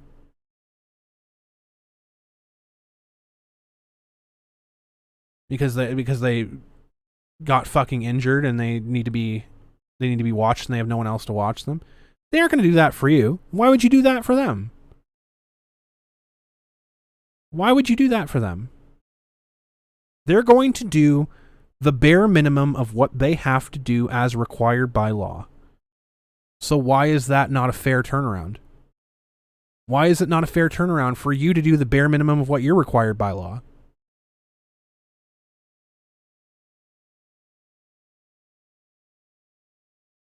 Dollar General does that, where they work their employees to the bone and then claim salary. Exactly. But people do it because they think that they're going to get something out of it, right? There's a girl at my job who we started at the same time, and she had huge aspirations. She wanted to be management. She wanted to do this. She wanted to do that. So she poured her fucking heart and soul into the job.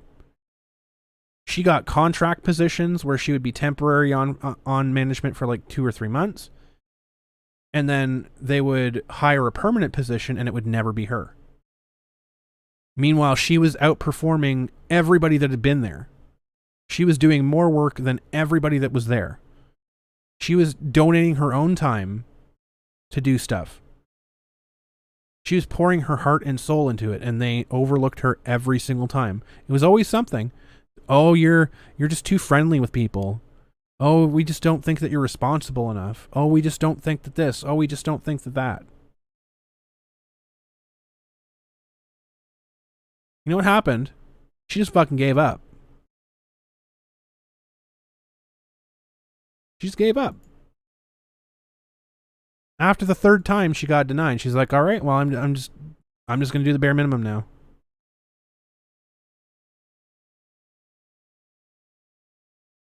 And it's lucky for her, because in that scenario, she still at least has a job. In a scenario like Vic's, where they had no excuse to not give him the position, they made up a fucking reason to fire him. I know that story all too often. They'll get rid of you, and then they'll hire 10 people at the same price as having one of you. It's all about having control over people. That's what it is. Oh, they absolutely do, Tom P. They absolutely do. There's so many companies that do it, and that's the norm now. So why is it such a bad thing for workers to just say, I'm just going to come in, do my job, and go home? Why is that such a bad thing now? Why is it such a threat for people to go on YouTube and make their own content? Why is that such a huge fucking threat now? Why is it such a threat for indie comic developers to go and make their own comic books and not have to go through Marvel or DC or whatever else? Why is it a threat for indie directors to make their own movies? Your job didn't pay when you were snowed in? Exactly. It's like if you live like an hour and a half away from your job, right? But you have to drive in. You have to drive in for your job. And you go to work and your tires are slashed or whatever else, or your transmission blows up. You can't make it. And your job says, "Oh, it's not our job. It's not our responsibility how you get here. You have to get here. Take a cab."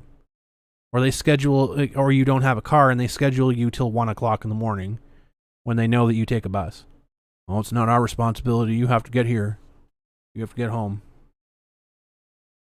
Fuck off. If that's the case, if I have to do everything myself for you, I'm going to do everything myself for me. One less step. So it's not about, oh, just make your own internet, haha. No. You can do that. You don't need these stupid things. Like, people are just like, oh, they need Twitter, they need Facebook, they need this, they need that. The world existed before all of that shit. Is it more difficult to go down that route? Yes. Is it impossible? No. Can we get back to it? Absolutely. We have to stop putting so much stock in this shit. Like, literally, Vic says 5 people canceled a convention appearance when he had over 700 people come to his signing. 700 people that didn't go to the vendors. 700 people that didn't spend on memorabilia at the convention. 700 people that didn't go to the other surrounding areas. These are individuals that don't understand the bigger picture. If you're in New York and you cancel a convention because 5 people in Los Angeles had a problem with you, then you probably shouldn't be running business. Probably shouldn't be running a business. Just laugh at idiots on Twitter makes the platform bearable. That's what I do too. I just laugh at idiots.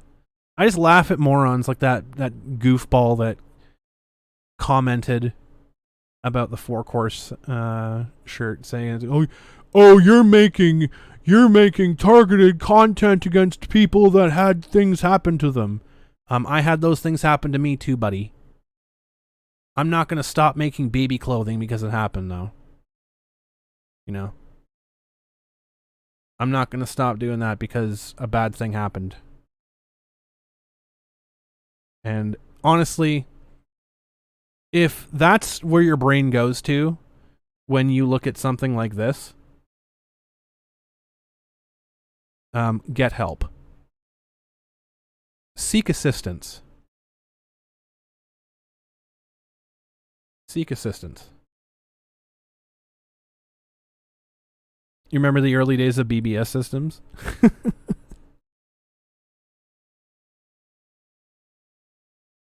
Yeah, we have some really cool Knuckleheads merchandise.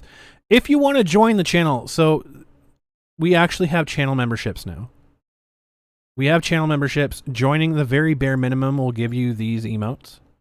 I'm going to put these emotes into the chat right now. You'll get access to these emotes in the channel membership and the badge. For, I think it's $2.99. I think it's $2.99. For $4.99, you get access to the Discord as well, plus the emotes. And then you get access to other things. Basically, the Patreon tiers for the higher tiers of channel membership. But if you don't like Patreon, you can now join the channel, and the channel will automatically add you to the Discord, etc. Also happens on Twitch too if you sub to my Twitch. The people in charge of Anime Tokyo even reached out to you to signal boost the signing and said they were getting hate. You told them to do the show and you'll be rewarded. Exactly.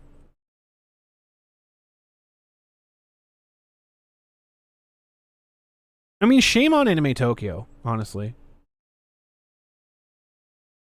Good on them for having a peripheral signing, but shame on them for bending to begin with.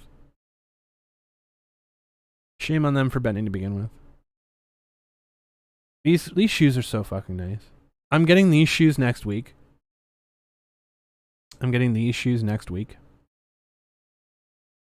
I'm super excited for it.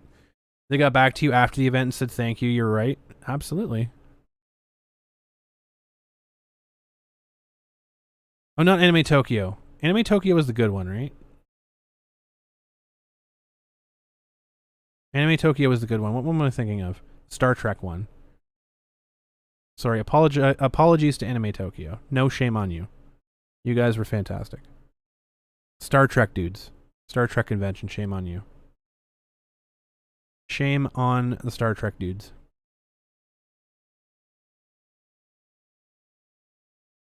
Because the Star Trek convention was ones like, oh, we don't want to jeopardize our 30 years of experience. It goes up to... It did go up higher. It's just sold out right now, but it goes up to a US men's 13. This was available like a few days ago. It's just sold out at the moment, but it goes up to size 13. And it does have half sizes. I was going to make a shot glass, but the shot glasses are sold out right now. No, the Las Vegas Con, or the Las Vegas Con or whatever it was. Sack Anime is a pile of garbage. I already talked about Sack Anime. A little bit too short for you?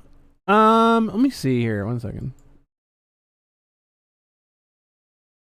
Yeah, it goes up to size 13. This is made... Where do they... Oh, I guess you see it after you order from them. Because it tells you where it actually goes. Oh, never mind. Garment printer.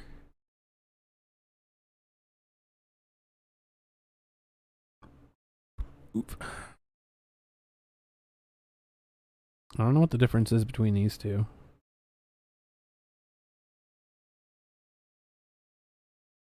Now, you might be able to reach out to them and say, hey, are you guys able to get in custom higher, like bigger sizes? Yeah, because it looks like they're just generically up to size 13. They probably have to order differently. It would possibly cost more, but you might actually be able to reach out to them because you can contact their store. Because you just go to the thing and then you go down here and you contact them. So you might actually be able to contact them and see if they're able to get bigger shoes. Yeah, the Vegas show was that one. Yeah, shame on them. Like, oh, we don't want to jeopardize 35 years of blah blah blah blah blah. Why? Why are you letting an anime dubbing studio? Why are you letting an anime dubbing studio? Was it Sack Anime? Oh well, shame on them too. Shame on them too. It's just all the same nonsense. Shame on the Star Trek one for cutting Vic. Shame on Sack Anime for pulling the see you next Tuesday card. Shame on all of them.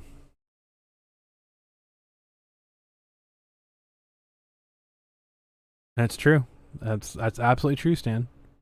Oh, speaking of Stan.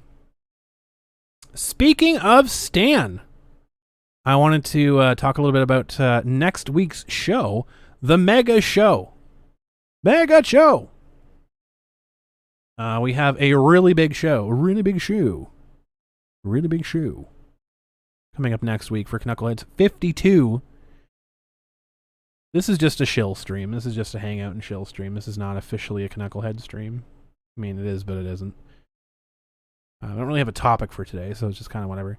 But the big celebration show next week, we have for not only reaching YouTube partner, because we have super chats available, we have channel membership available, we have monetization on the videos now.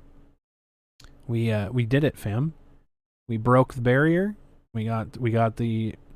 And that was a super quick approval too, by the way, because I get told like it takes like a month or so for YouTube to get back to you, and all that shit. It takes like a month for YouTube to get back about monetization and blah blah blah. No, they came back in 3 days. So I applied for partner, and I got approved in 3 days. So Apparently they like the channel. Apparently. So that's a big celebration coming up on July 3rd. So we're celebrating 52 weeks, 52 shows, one entire year's worth of Knucklehead podcasts. That's pretty fucking exciting. We're celebrating that. We're celebrating the YouTube partnership.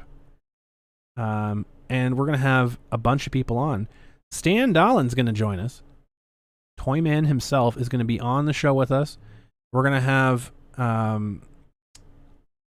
to have Ken Jennings joining us. Ken's going to be on the show. Mr. Hop is going to be on the show. Mr. Hop is going to be joining us. Good little reunion. We might have some other friends. Swing by. I have sent out an invite to Doug TeNapel. So if he's available, he said that he's going to stop in. So he potentially might stop by. Vic, unfortunately, is busy that weekend, so he cannot. I did extend the invite. And we will open up the call lines, so the viewers, all of y'all out there. So we'll have our Supreme Knuckleheads in here as well. So we should have Harima, hopefully. Viper Talon, if you're there, you can definitely join as well. And yeah, it's going to be a big party. It's going to be a huge party. We're going to talk about whatever. We're going to talk about the highlights of the year, a year's worth of shows, our favorite parts, all that fun stuff. For anyone who is not a Supreme Knucklehead, who does not automatically get an invite to the show, we will drop a link for people to call in, likely an hour or two in. Likely an hour or so into the show. It's going to be a long show. We're going to start at 4 p.m. Eastern. We're going to start 2 hours early, and we're probably going to go for like the full gambit. Maybe. I don't know. Depends on how people feel, depends on how drunk we get. So it's gonna be a good show though. But yeah, we're gonna have, and I mean, who knows? Some more people might show up. I've been trying to send out invites. It's gonna be a good Candependence Day. It's between Canada Day and Independence Day, so it will be a Candependence Day show. And we'll open up the call lines. We'll have some of the viewers call in.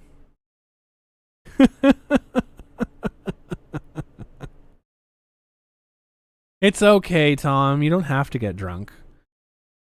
I'm the person controlling everything on the stream, so I'm the person that has to close the stream and bring people in. So if I get incapacitated, then I can't bring anybody else into the stream. That's pretty much the point. It's of no return. If I am unable to operate my computer, then the show will have to end, unfortunately. We can do a show and talk about wrestling. We can talk about literally anything. We can talk about whatever. You're caffeinated right now, Randy? Excellent. Fantastic. So yeah, we're gonna have all sorts of stuff going on. Who knows who we'll have on. I'll be tossing out a few more invites this week. I'm pretty much opening it up to everybody that we've had as a guest on the show. I'm going to be inviting back for the celebration, so we'll see who's able to jump in. It might be when Rackets left, drunk and Drex had to run the show.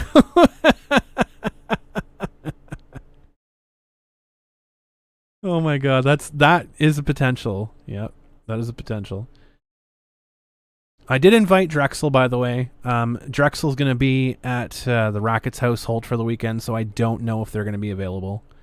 Either Nick or Drexel, I don't know if they're going to be available. Probably not, would be my guess, because they have a million children to look after. So I doubt we'll be able to get them, but there's a couple other people I have to send invites to see if they're willing to stop in even for a few minutes to say hi to everybody. So it's going to be fun times. It's going to be a great party for everybody. We're going to be celebrating the hell out of it. Hopefully people take advantage of the channel membership and join. Hopefully people take advantage of the the TTS or the super chats. We make it a banner. We make it a banner episode. So those damn kids, stupid dog, you made me look bad. Oh, next show's gonna be a ton of fun. It's gonna be a ton of fun. It's gonna be huge. There's gonna be alcohol. I have a 3-day weekend, so there's gonna be a lot of stuff. It's gonna be a ton of fun. Because July 1st is Canada Day. There's a lot of people that are like really mad. Here's the thing. Angry folks that don't want to. Mr. Hop will be on the show. Toye will not be getting an invite.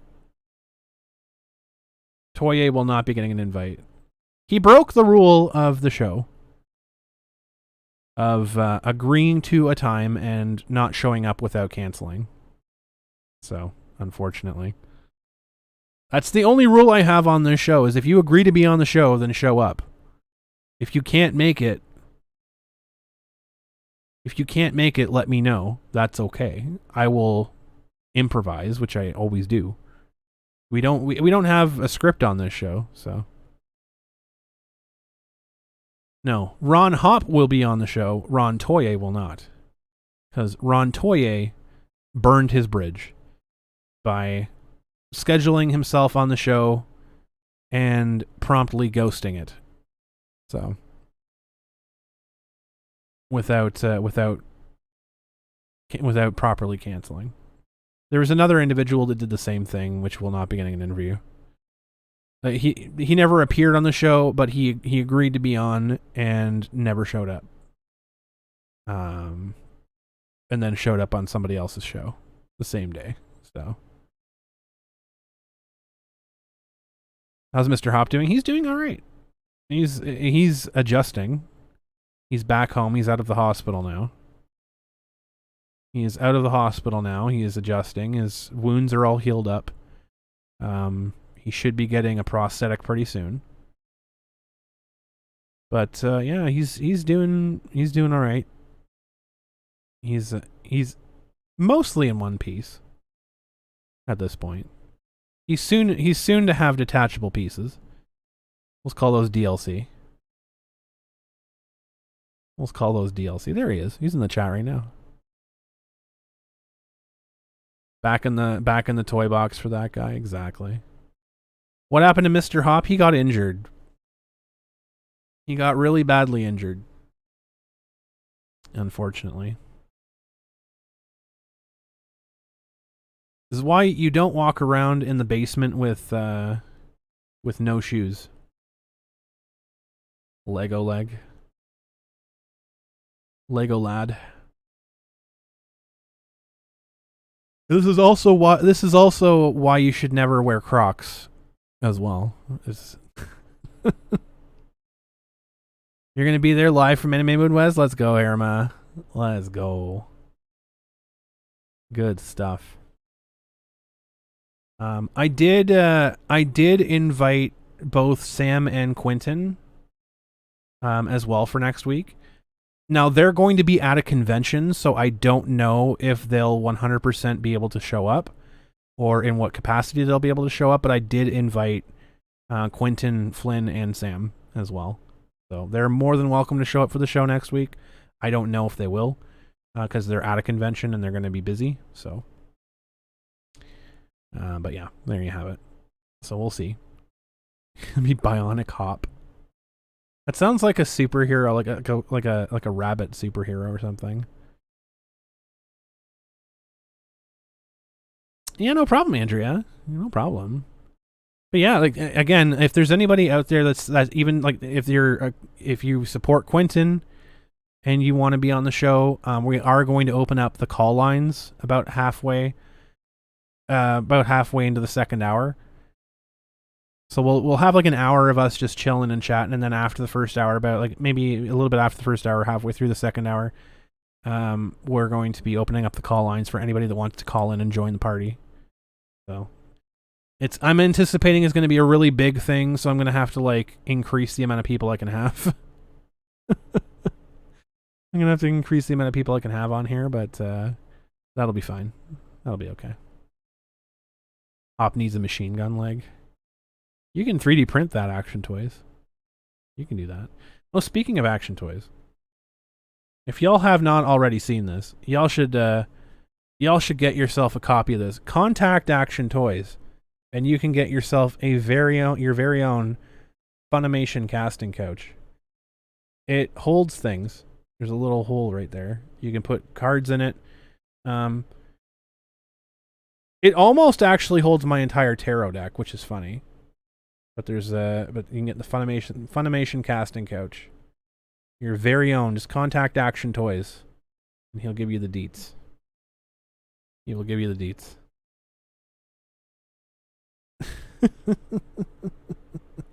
You're gonna be meeting them? Awesome! Let's go. That's good stuff. Let's go. But yeah. So be sure to check out the Zazzle, the Knucklehead store. Check it out there. The link is in the description in there. I'm gonna update the description of the show because it wouldn't let me put one in.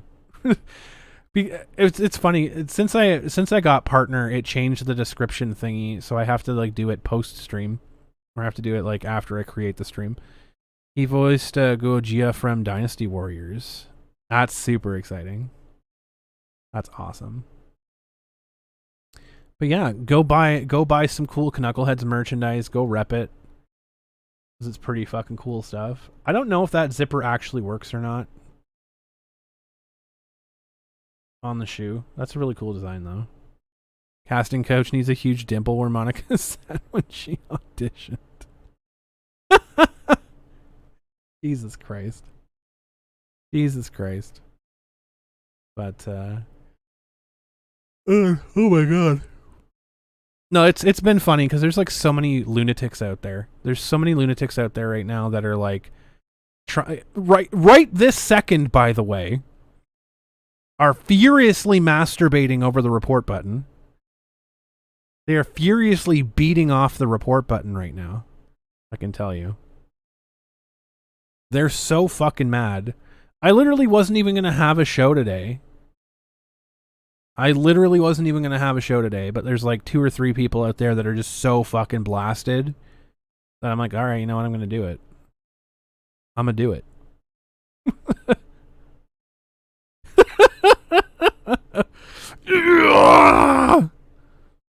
Literally just beating off on the report button. And yeah, it's so funny because... So here's a story. I want to tell you why I'm on Zazzle all of a sudden.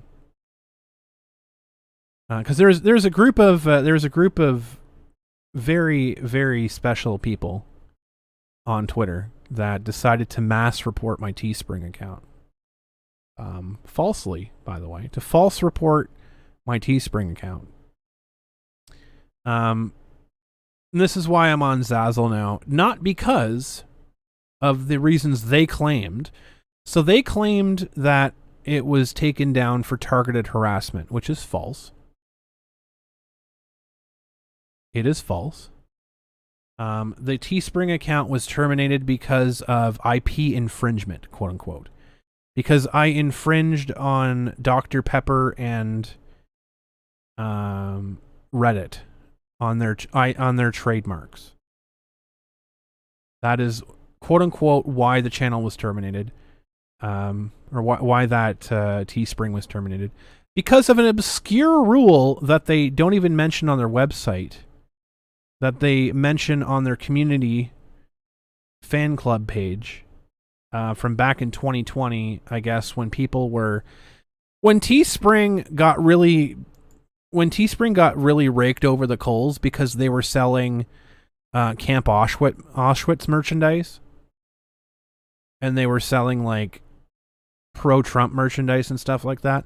So Teespring really got raked over the coals because there was somebody at a pro-Trump rally wearing a Camp Auschwitz shirt that bought it on Teespring. And so I guess back in 2020 they made a quote-unquote one strike rule where if your channel or your store is selling things that are other people's intellectual property, they just instantly terminate you. It is what it is. I argued that my Dr. Reddit shirt was fair use. To which the brilliant nameless person, because they didn't actually say what their name or rank was, the brilliant person that replied to me stated that, well, Teespring doesn't actually check fair use. They don't know what they cannot determine fair use. And so I said, okay, well, it is fair use. I modified it. I created it. I did it all myself. It is fair use. It is transformative. It is a joke. It's a parody. And they came back and said, oh, well, we determined as a case-by-case basis, it is not fair use.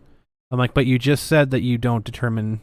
You just said that you can't determine what fair use is. To which they told me that I should have consulted with... I should consult with a lawyer before I submit designs. And I asked them, well, why am I consulting a lawyer when you guys are clearly ignoring what fair use is? Am I going to have my lawyer write you and say this is fair use, and then you tell my lawyer that doesn't matter, you're taking it down anyways? So, there you have it. I still have access to my Teespring. They told me it was going to be deleted in 24 hours. I escalated the complaint. I sent off a message to their CEO, and my Teespring still exists. I just choose not to use it. I choose not to reopen a store because they're clearly such massive brain individuals. They do not need the income source from me. So I decided to make a Zazzle instead, and Zazzle's way fucking better in terms of the quality of shit that they have.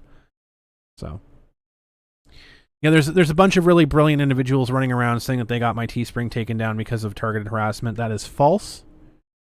That is false. For the record.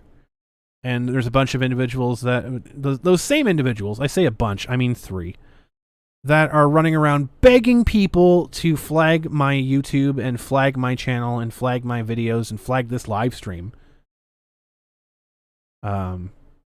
Which I spoke to YouTube, by the way.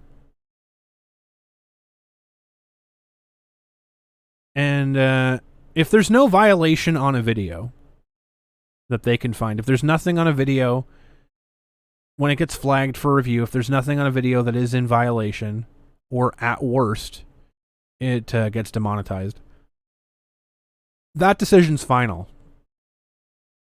They can report a video 1 million times. It automatically gets denied because they've reviewed it and they've determined that there's no violation, and there is no amount of spam bot or 8 million Google accounts that you create that will change that decision, because there is no violation, there is no violation. Period. Once a video is done, it's done. So, there have been no violations on my videos, there have been no takedowns on my videos, there's been a lot of privacy complaints, quote-unquote, imaginary privacy complaints on my videos, none of which have resulted in any of them being taken down. So, get over yourselves. I appreciate the views. I appreciate the hate views. I appreciate everybody out there that wants to come in here and tell me how terrible of a person I am in my chat or my comments. Go for it. I literally don't care. That's what it comes down to. I literally don't care. You guys can continue thinking that I'm making all of this content for you. I'm making it for my fans. I'm making it for the people that watch these videos. I decided that I wanted to come on today and have fun with my audience, because 2 or 3 of you were really, really fucking mad that my audience enjoys this stuff. So go for it. Continue squealing on Twitter. Continue reeing into the void. I don't care. I don't care.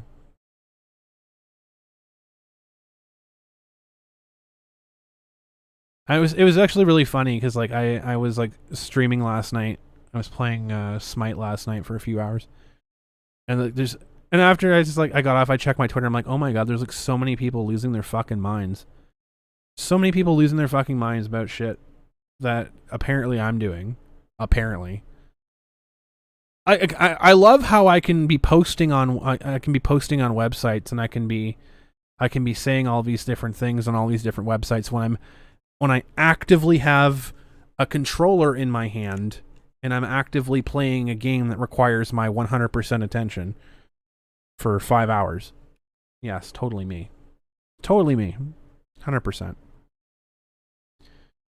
Oh, Tom, they're still going. Like, when I announced the show today, there was an individual that was losing their mind, tagging everybody, including YouTube, to have the channel shut down, to have the show shut down.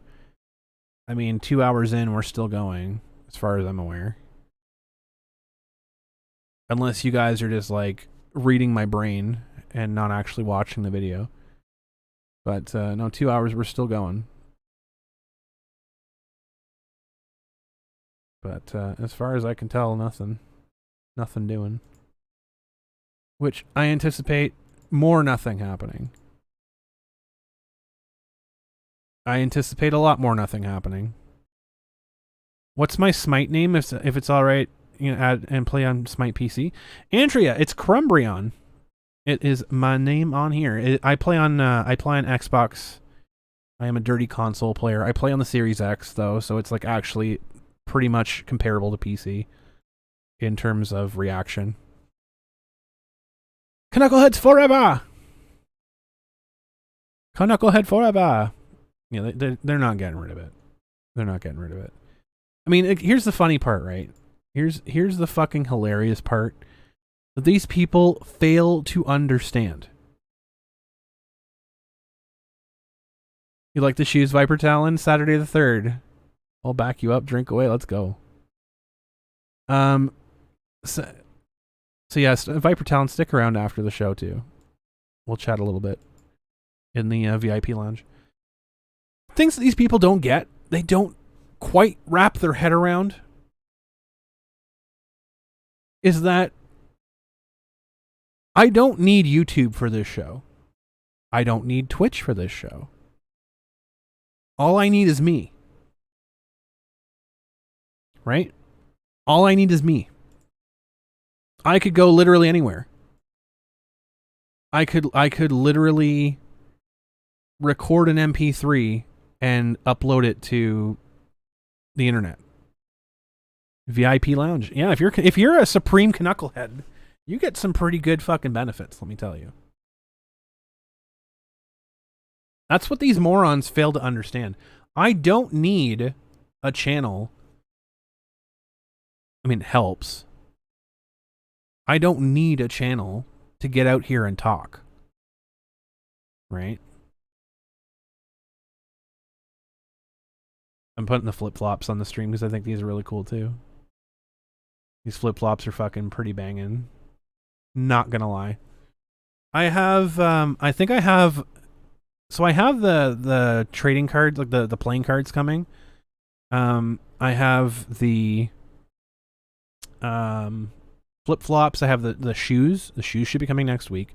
I have I think I ordered the pint glass. I don't remember what else I ordered. Open up my own website and broadcast all 3 platforms. Exactly, Action Toys. VIP lounge where you might see some special spicy photos. Exactly. Toyman knows. So the funny thing is when we have guests on the show and like all the shit, like, cause there's stuff that's said in the backstage area, because there's a secret chat for people that get to be on the show and that get to hang out in studio, and things get posted in that secret chat that are just for people in the VIP lounge only, and things get said off stream and get talked about off stream. So being a Supreme Knucklehead has its benefits, by the way. It's a little bit pricey, but you get an invite to every single show. So you're guaranteed to be in studio for every single show. You might not be on like the live part for everyone. Because like when I had Quentin on, I didn't open that up to people being on the show with it. But you get to be in studio. You get to be in studio and you get to have conversations after the fact. And you're supreme, exactly. Exactly. But it's a little bit pricey, but it's worth it. And it's very exclusive. It's an exclusive group. Only 4 slots available. There's only 4 slots available, so it's not like you're going to be in there with a million people. But yeah, you get a bunch of perks, a bunch of really cool perks that are very, very unique.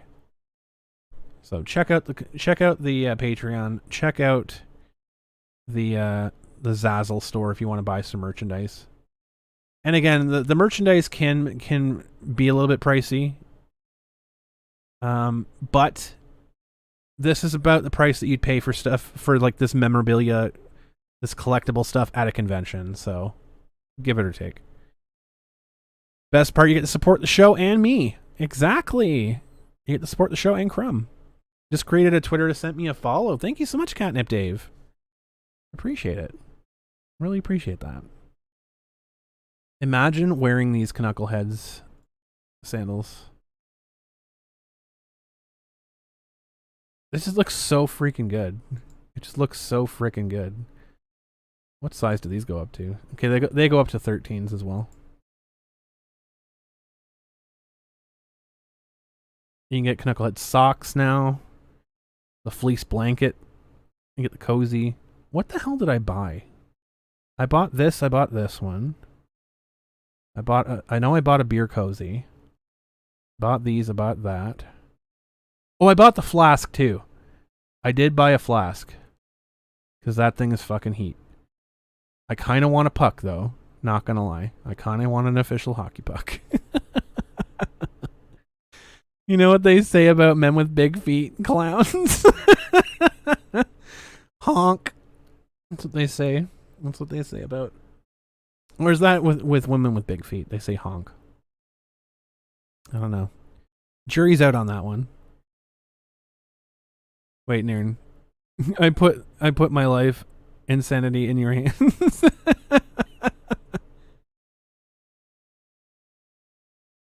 Oh my god. Oh my god. Wait, what's an actual product?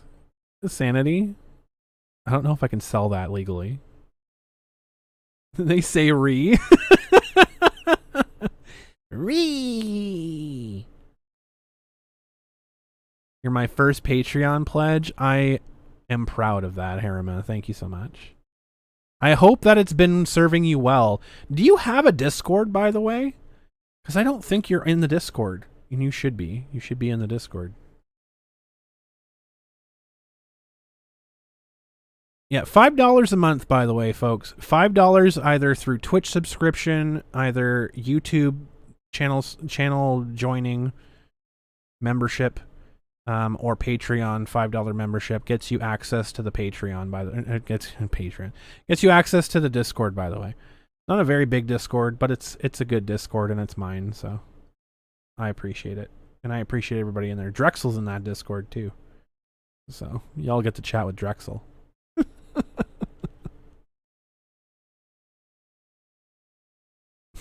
Tom has big feet. There you go. There you go. Yeah. This is pretty fun stuff. This is pretty fun stuff. I don't know if I ordered an acrylic tumbler. I don't think I did. I don't think I did. Oh my god. I was not gonna lie, I kind of wanted to order like some 4-course merchandise. I don't remember if I did though. It's just like, it's such good stuff. Like, come on. How can you not buy everything on here? Okay, yeah, so I bought the flask, I bought the beer cozy, I bought the flip-flops, the shoes, the glass, and the deck of cards. What I did. You're learning to design prosthetics. Nice. Get Mr. Hop wanted an AT-AT. He wanted an AT-AT foot. That's what he wanted. The best of my knowledge. Last time that I checked, that's what he was looking for. You just started? Nice. Nice. Oh my goodness. Why are you afraid, Nairn? Why are you afraid? That was then? Oh my god. Oh my goodness. 1 second. What can I do here? Monetization. Can I change the things on here? Oh, I can. Emojis. I have a better emoji now. I'm going to change the angry emoji to the better emoji that I have for the angry cat. Save and publish. There we go. So, Tom, this emoji I have on my Twitch account. Well, it's probably going to take a minute to show up. I don't know if it's going to show that yet. Oh, edit and try again. Well, I might have to reload the chat. I don't want to do that right now.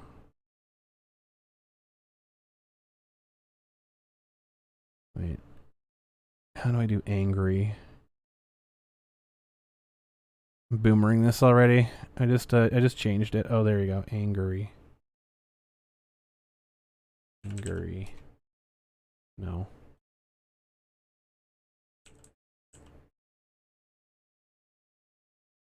Well, let me post that. It might take like a minute or so for it to show up.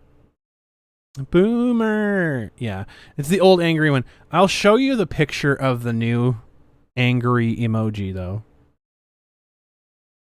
It's gonna take a minute for that to show up anyways. I'll show you a picture of the new angry emoji. That is gonna be for everyone that has a membership can use. Browse.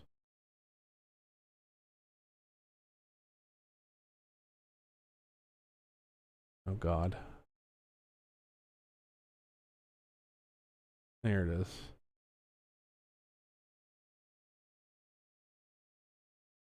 There we are. That is the new emoji. That is the new emoji. The new angry cat emoji.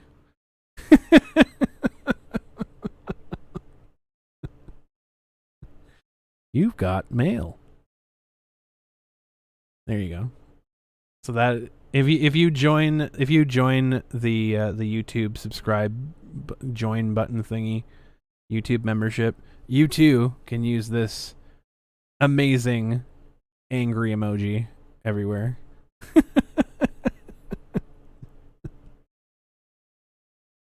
On my Twitch, it's a 3-part emote. On my Twitch, it's the cat that's like it's the cat that got stuck on the people's sweaters and like they're like caught on the arms and it's like really fucking mad.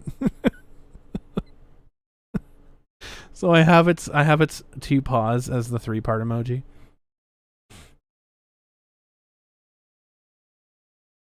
Oh my god.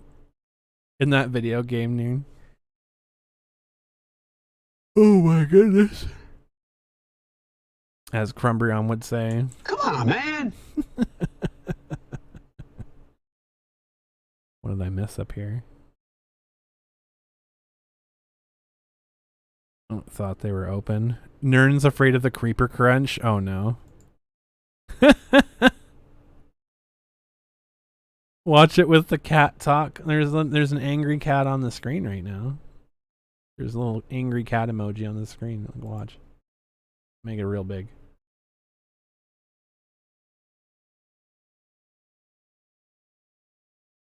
There you go. There you go. I fixed it.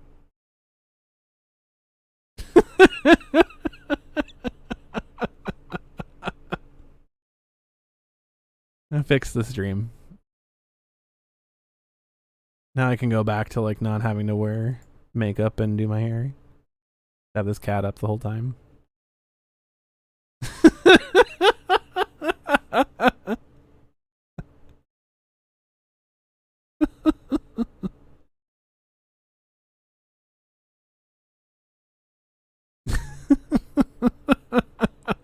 'I love it. I'm a VTuber now. There you go. We VTubing. You just got home, Harima? Nice. We're gonna be wrapping up pretty soon. We gonna be wrapping up pretty soon, I think. Too much. This is the debut. That's what this stream is all about right now. I'm debuting my my new VTuber persona. My new VTuber persona. Crazy cat lady. They would still say you're bullying them. I'm sure they still are saying I'm bullying them right now because they assume that I'm talking about them. Imitation's the greatest form of flattery.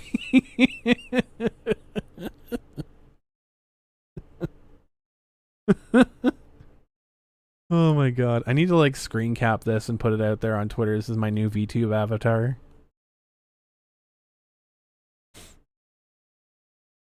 You mean that in the best way? Crazy cat. I appreciate it, Andrea. It's so good. It's so good. Oh my god. I love this so much. Would you, Mr. Hop, be okay if I drew you two in a hero pose to celebrate Knuckle? That'd be fucking amazing, Harima. I'd love that, actually. I would absolutely love that. Not really. You're using a Maine Coon. You're not using a Maine Coon cat. Just hope this new opening greeting works. The new hiss. Oh, I'm sure it will. You can debut it next week. Should be good times. Should be damn fun. That is cool. There you go. You got both of our blessing now. You got both of our blessing now. Oh my god, what a day. What a fun day this has been. I should bring that up again. I should bring that up again. 1 second. Where'd it go? View all collections. Yeah. I am so fucking proud of this right here. I am so proud of this. The goddamn snack tray.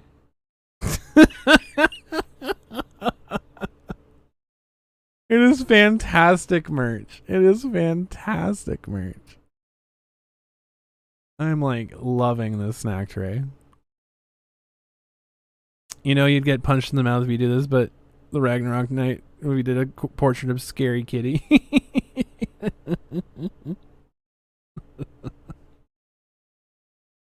All right, I'm gonna get my VTuber identity out of here for the moment. There we go. I'm a regular person again. I'm not a VTuber anymore. I love this fucking snack tray. Not gonna lie. Not gonna lie.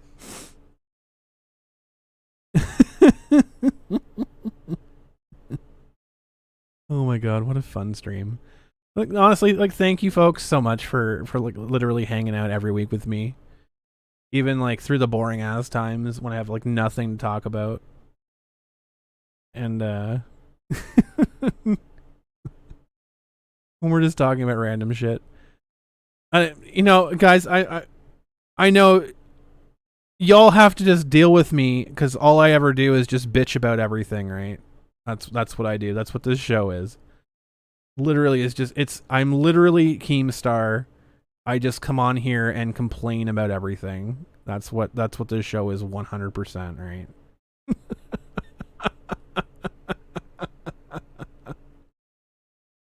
I'm literally the Canadian Keemstar.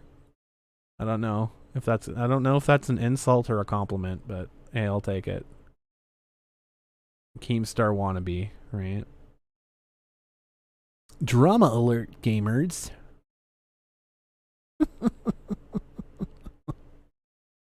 Twitter is such a fucking weird place. Twitter is such a fucking weird place. Let me tell you, these people. You bitch and then you start laughing and continue laughing. Exactly. I just laugh at this. I laugh at this stupidity that I constantly get to deal with. But no. Haters, thank you so much for watching. I appreciate the views that you give me. I appreciate the ads that you watch. Now that one person's never gonna leave me alone. Never. They never do. Action Toys, they never do, and they never learn. I literally said, like, it's so funny because like the epicenter of this entire nonsense came out the other day and said, "Oh, they're all coming after me. I didn't start anything." Actually, you were the one that came at me in a thread that was completely devoid of you. You came after me, and I quote, "You're going to have to block me to get me to stop," is what you said. That doesn't sound like someone who is a victim, by the way. That sounds like someone who is a psychopath. So, no, all you need to do to get me to stop talking about you and to get me to stop responding to your nonsense is to keep my fucking name out of your mouth. That's all you gotta do. All you gotta do. And the thing is like, my merchandise is not directed at you. Sorry.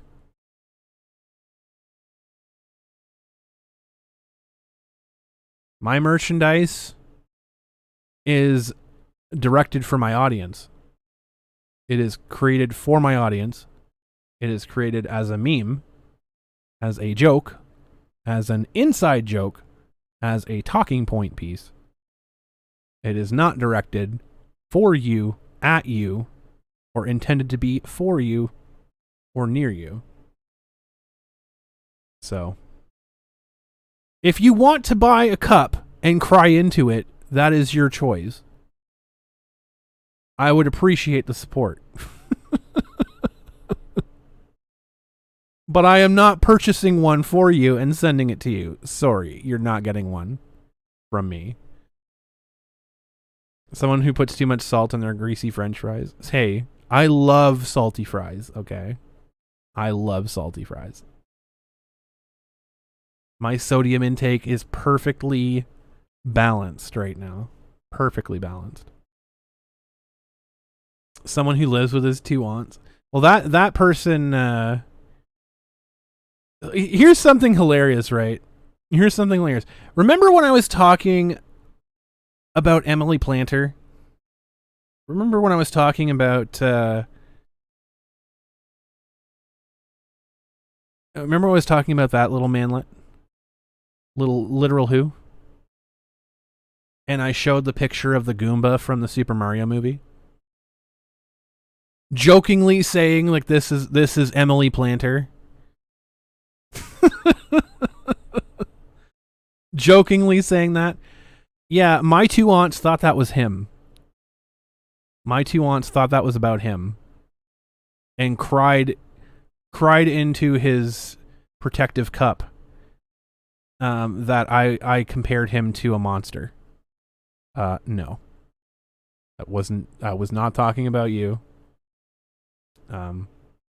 Before he even decided to take World Star. Before he even decided to take a soy selfie. Before he even decided to take a soy selfie and put it up on Twitter, I had no idea what the dude looked like. And he looks like a diet Kmart Toye. Like, no word of a lie. I have the sippy cups. I have the no spill sippy cups. They're acrylic tumblers, but they have a straw.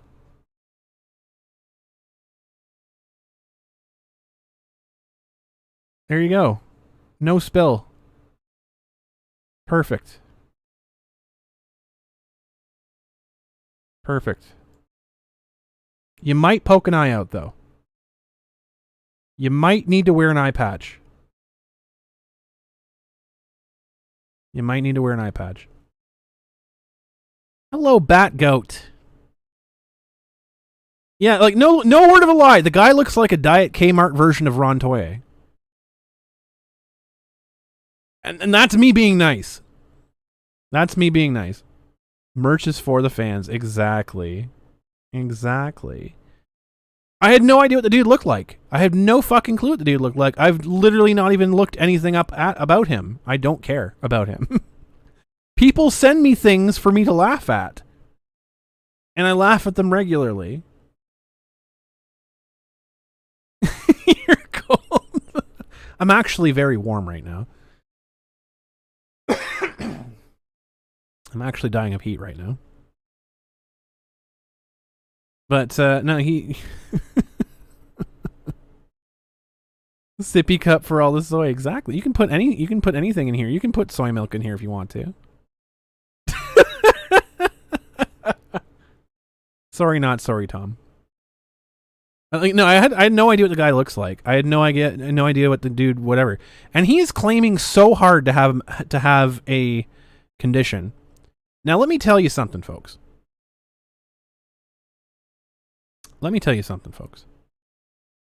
I've worked closely with special athletes for several years. I've worked closely with people that had high-functioning autism. I've worked closely with people that have had cripplingly bad autism and Asperger's and everything in between. I've done a lot of work with people with special needs. I can count how many times I have heard them use the excuse, I have autism, and that count is 0. We're talking probably about 8 or 9 years of working with people with special needs. And literally have I never heard a person with special needs use I have autism as a deflection for why they're acting like a complete moron. I've had difficult situations with people where they've done things or said things or what have you that are very Monka-esque, that are very, not socially acceptable. But I have never in my fucking entire life had them say, it's because I am blah, blah, blah. I've never heard them say that people are treating them differently because they have autism or blah, blah, blah, blah, blah. Which makes me believe that my two aunts is fully putting it on. Fully putting it on for the camera. I don't know the guy personally. I don't even know his real name. I know what he looks like because he took a soy selfie. Unfortunately, that image is burned into my brain, but I don't know the guy personally. I don't know if he does have autism. I don't know if he doesn't. Quite frankly, I don't care. It's not the autism I have an issue with. If he has autism, then I'm hoping he's doing the best for him. Autism is not making him do any of the things that he's doing. He's choosing to do those things.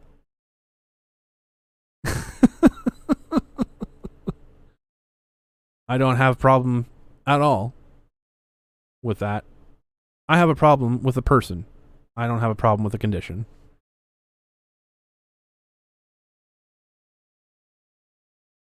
I have a problem with the person, not the condition. So that's what it comes down to. I also have reason to believe that he's lying because there's a really interesting, bizarre kink out there called humiliation fetish, where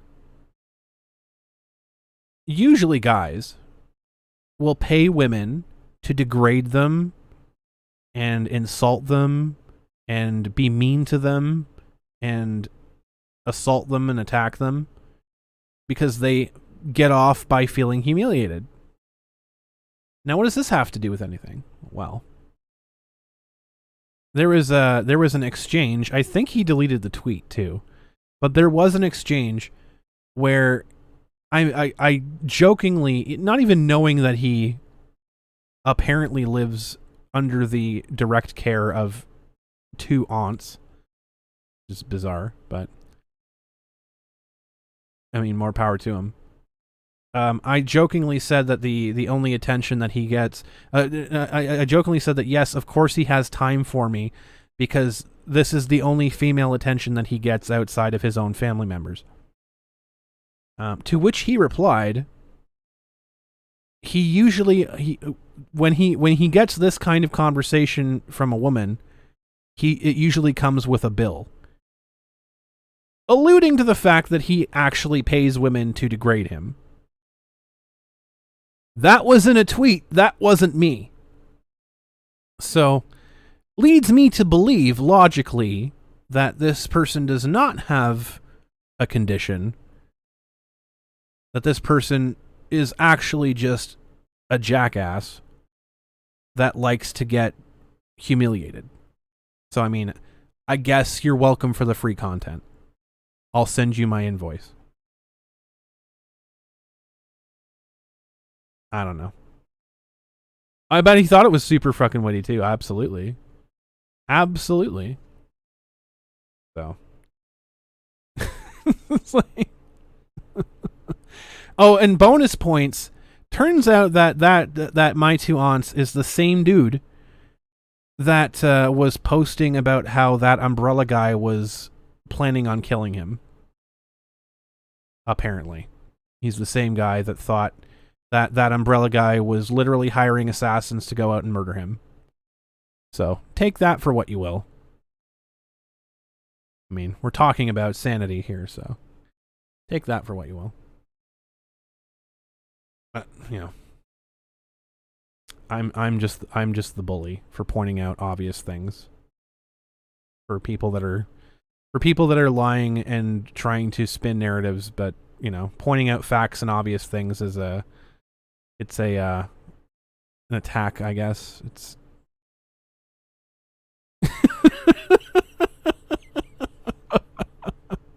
You didn't hear about that one, Haven Lane. Yeah, apparently, our good friend, my 2 aunts, is the same individual that was losing his mind, saying that umbrella guy was trying to kill him or plotting to kill him or something like that. I don't know what the context was. Apparently, Tug made a joke, or he was like tongue in cheek saying something about something, and he took it completely down around the bend and around the corner. Like, I don't know. You've been off Twitter for a while? I don't blame you. I mean, Twitter's a cesspool, so. Twitter's a cesspool that I would not wish upon my worst enemy. But, you know, I'm on Twitter and I just laugh. I don't take anything on it seriously anymore. It's just jokes constantly. Just jokes. Bring up this one too. This is pretty damn good. So we had the cup for the kids, now we have the cup for the adults. Oh, Tug commented that he looked like a serial killer. Okay. And so my 2 aunts took that as Tug was threatening to kill him or hire a serial killer to kill him or something. Something to that effect.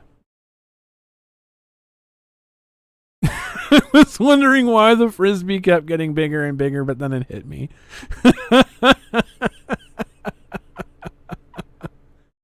That's good.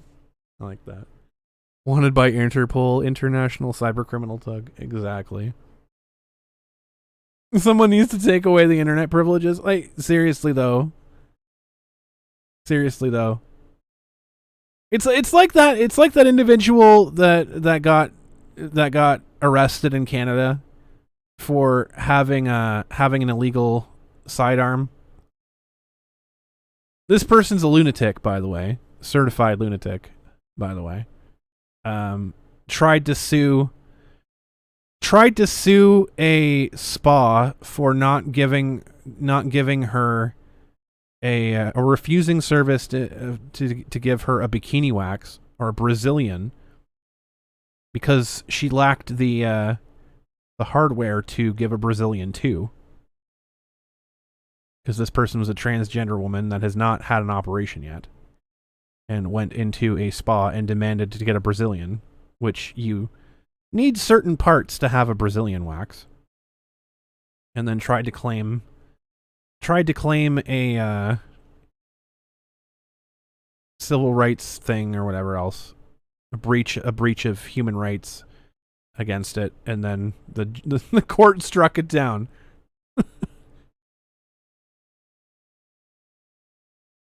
It's not quite a Brazilian, no, but she demanded a Brazilian because, transgender rights or something. By the way, transgender rights, if in case anybody's wondering. I'm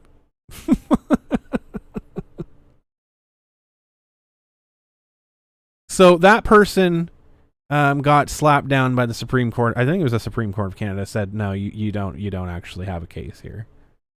Like you're just doing it to be a troll. Stop it. And so when I don't know if it was like some journalist or something, or I don't know what the case was, but basically somebody was approaching her to like get her statement on something, and she ran at them swinging fists saying, "Stay away from me, stay away from me, stay away from me. Stop attacking me," as she runs at them, flailing, holding a taser.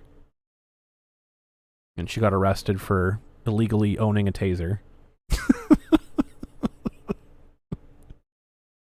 So, this is like the epitome of the Twitter people that we're dealing with right now. If you can imagine this.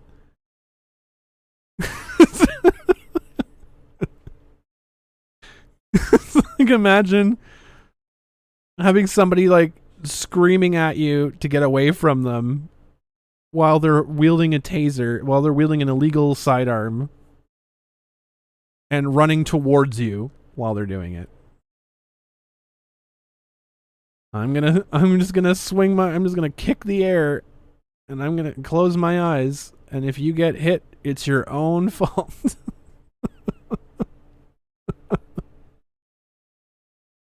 Oh my God, the world we live in today. The world we live in today. But no, that was a thing that happened. Don't make me break the law.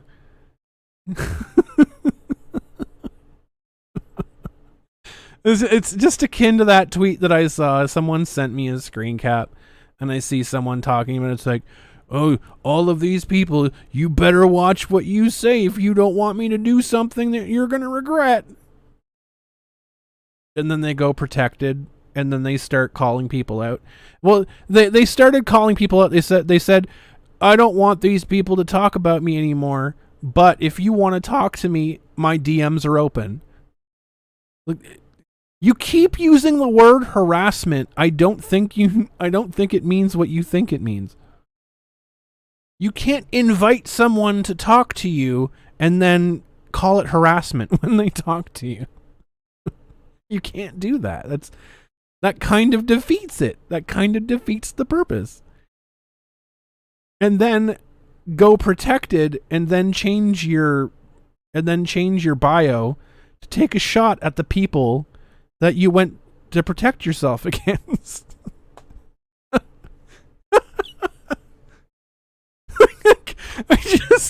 I just don't understand the mentality of this. Like, if you want people to stop talking about you, and you want people to stop, quote unquote, harassing you, which they aren't even doing, Because you're actively engaging in conversation with them. You're actively initiating the conversation with them. You're seeking out the contact yourself. That's not being harassed. I'm not owned. I'm not owned. I insist as I shrink slowly into a corn cob.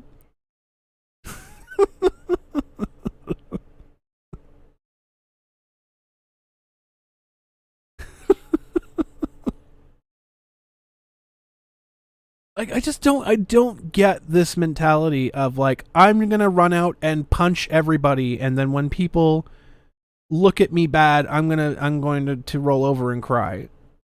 Like, what? You're the one doing it! Stop it! Just stop! Just stop attacking people! And they won't retaliate. That's it. You want them to stop retaliating? No. We're not your doormats. I have no reason to talk about you unless you give me a reason to talk about you.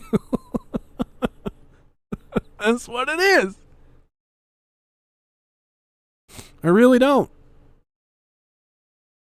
I'd love to talk about other things.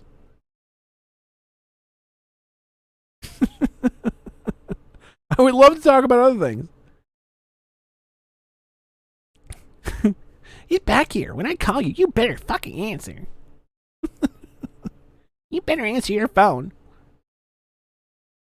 You want to see the Twidiots? Say when my bio reads, I'm epileptic, a mover and shaker. Toss a coin to your Twitcher. She doesn't want people to stop retaliating. No. That's the point. That's the joke. She wants people to keep attacking. She wants people to keep going after her. I mean, some people are going out of their way to attack, which, whatever. I don't condone. I only punch back when I'm being punched at. That's it. That's my motto in life. Talk shit, get hit. That's it. I mean, if you wanna come at me, if you wanna make memes about me, go for it. You wanna make money off of me, go for it. Be creative. Just don't steal my content.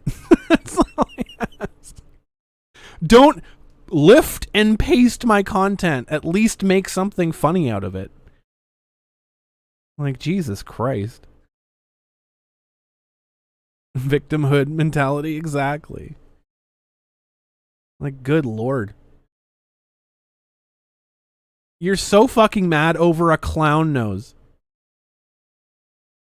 Over me putting a clown nose on an anime picture. It's not even a picture of you. Like, Jesus Christ.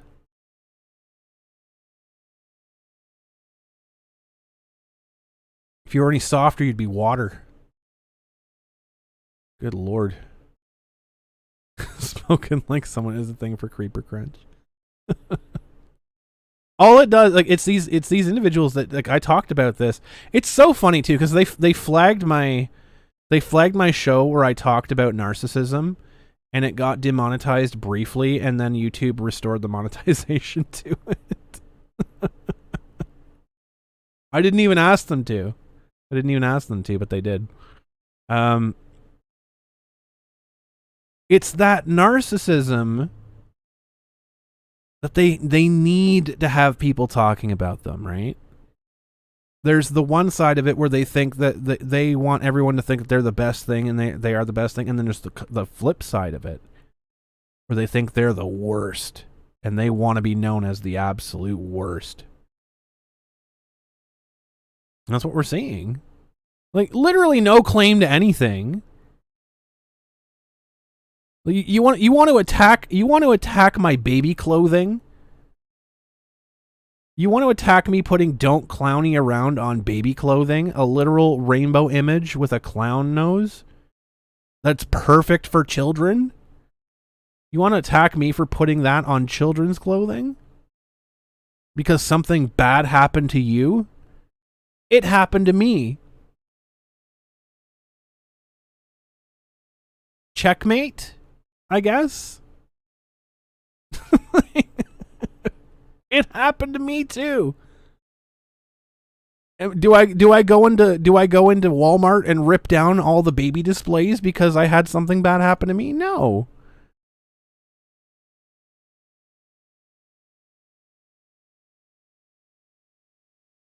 Absolutely not. It's unfortunate that it happened to you. I don't wish it upon anybody. But the fact of the matter is, it happens a lot more often than people talk about. Happened to Nick Ricada and his family. Sure, it's happened to plenty of people. Shoot me a DM later. Thanks, Tom. Yeah, I'm probably wrapping this up pretty soon. But you don't use that as an excuse to be a shitlord to people. The same way that you don't use anything as an excuse to be a shitlord to people. Just own your actions. Just own it.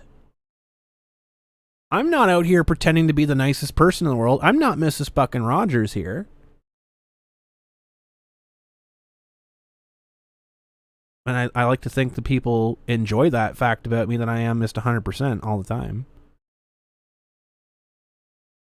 Isn't there an old Game Grumps moment where JonTron decides to objectively worse at a quiz game, saying, if I can't be the best, I sure as hell could be the worst? That would be fucking funny.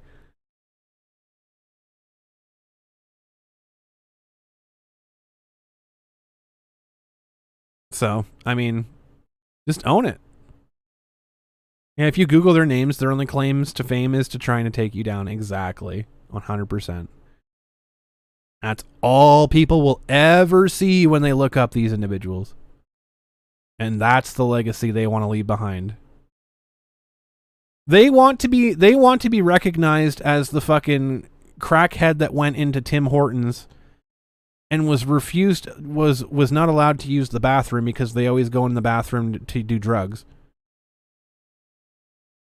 And so upon refusal of being allowed into the bathroom to do said drugs, proceeds to drop her pants, shit in a napkin, and throw it at the cashier. That's the legacy that they want to be known as. Plummet Rant. Exactly. That's what they want their legacy to be known as. They want to be known as the pant-shitting psychopath. It did happen, Darren. It did. It did happen. I don't know if that was local or if that was like GTA, but it did happen. It made the news. It was hilarious. Is there a video? There was a picture, I think, from the security camera footage. But I don't think you saw anything. I don't think they showed anything.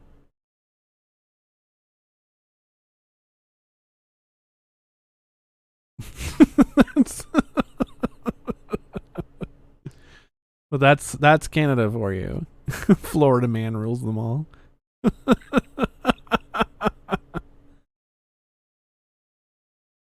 Oh my god. Like they want to be known as the person that like climbs through the drive-through window and tries to attack the clerk because there's no chicken McNuggets. They want to be known as that lunatic.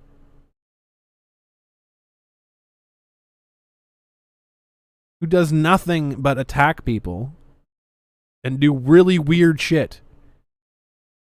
So, still waiting for that smear mob to eat themselves silly. Has it started yet? It's getting there. I mean, when you have a base, when you build your base during the low tide on the front of the beach, yeah.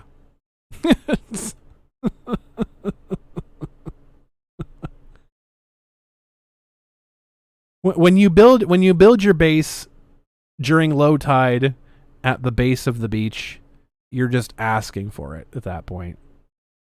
You're asking for the repercussions. So, the tide's going to come in. The tide is going to come in.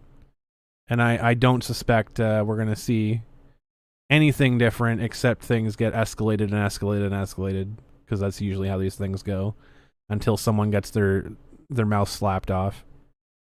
I mean, we saw it, right? We saw it with the lawsuit. We saw it with the judge slapping Chrissy's mouth clean off.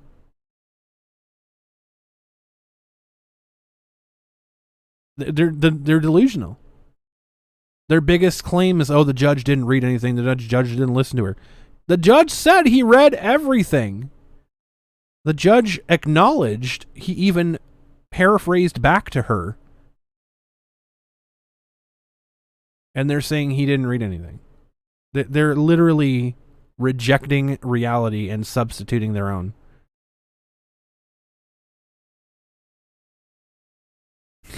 Their elevators don't go to the top floor. It's going to keep escalating. It's going to keep escalating until someone, if you know what I mean.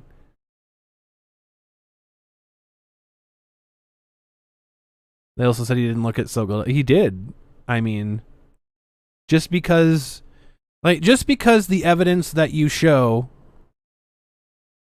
doesn't actually prove anything, outside of that you're jilted and angry. I mean, there you go.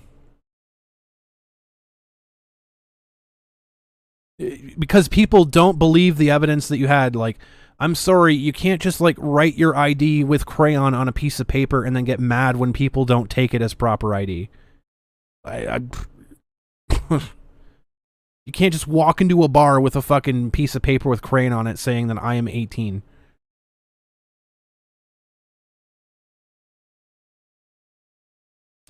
Yeah, it's evidence.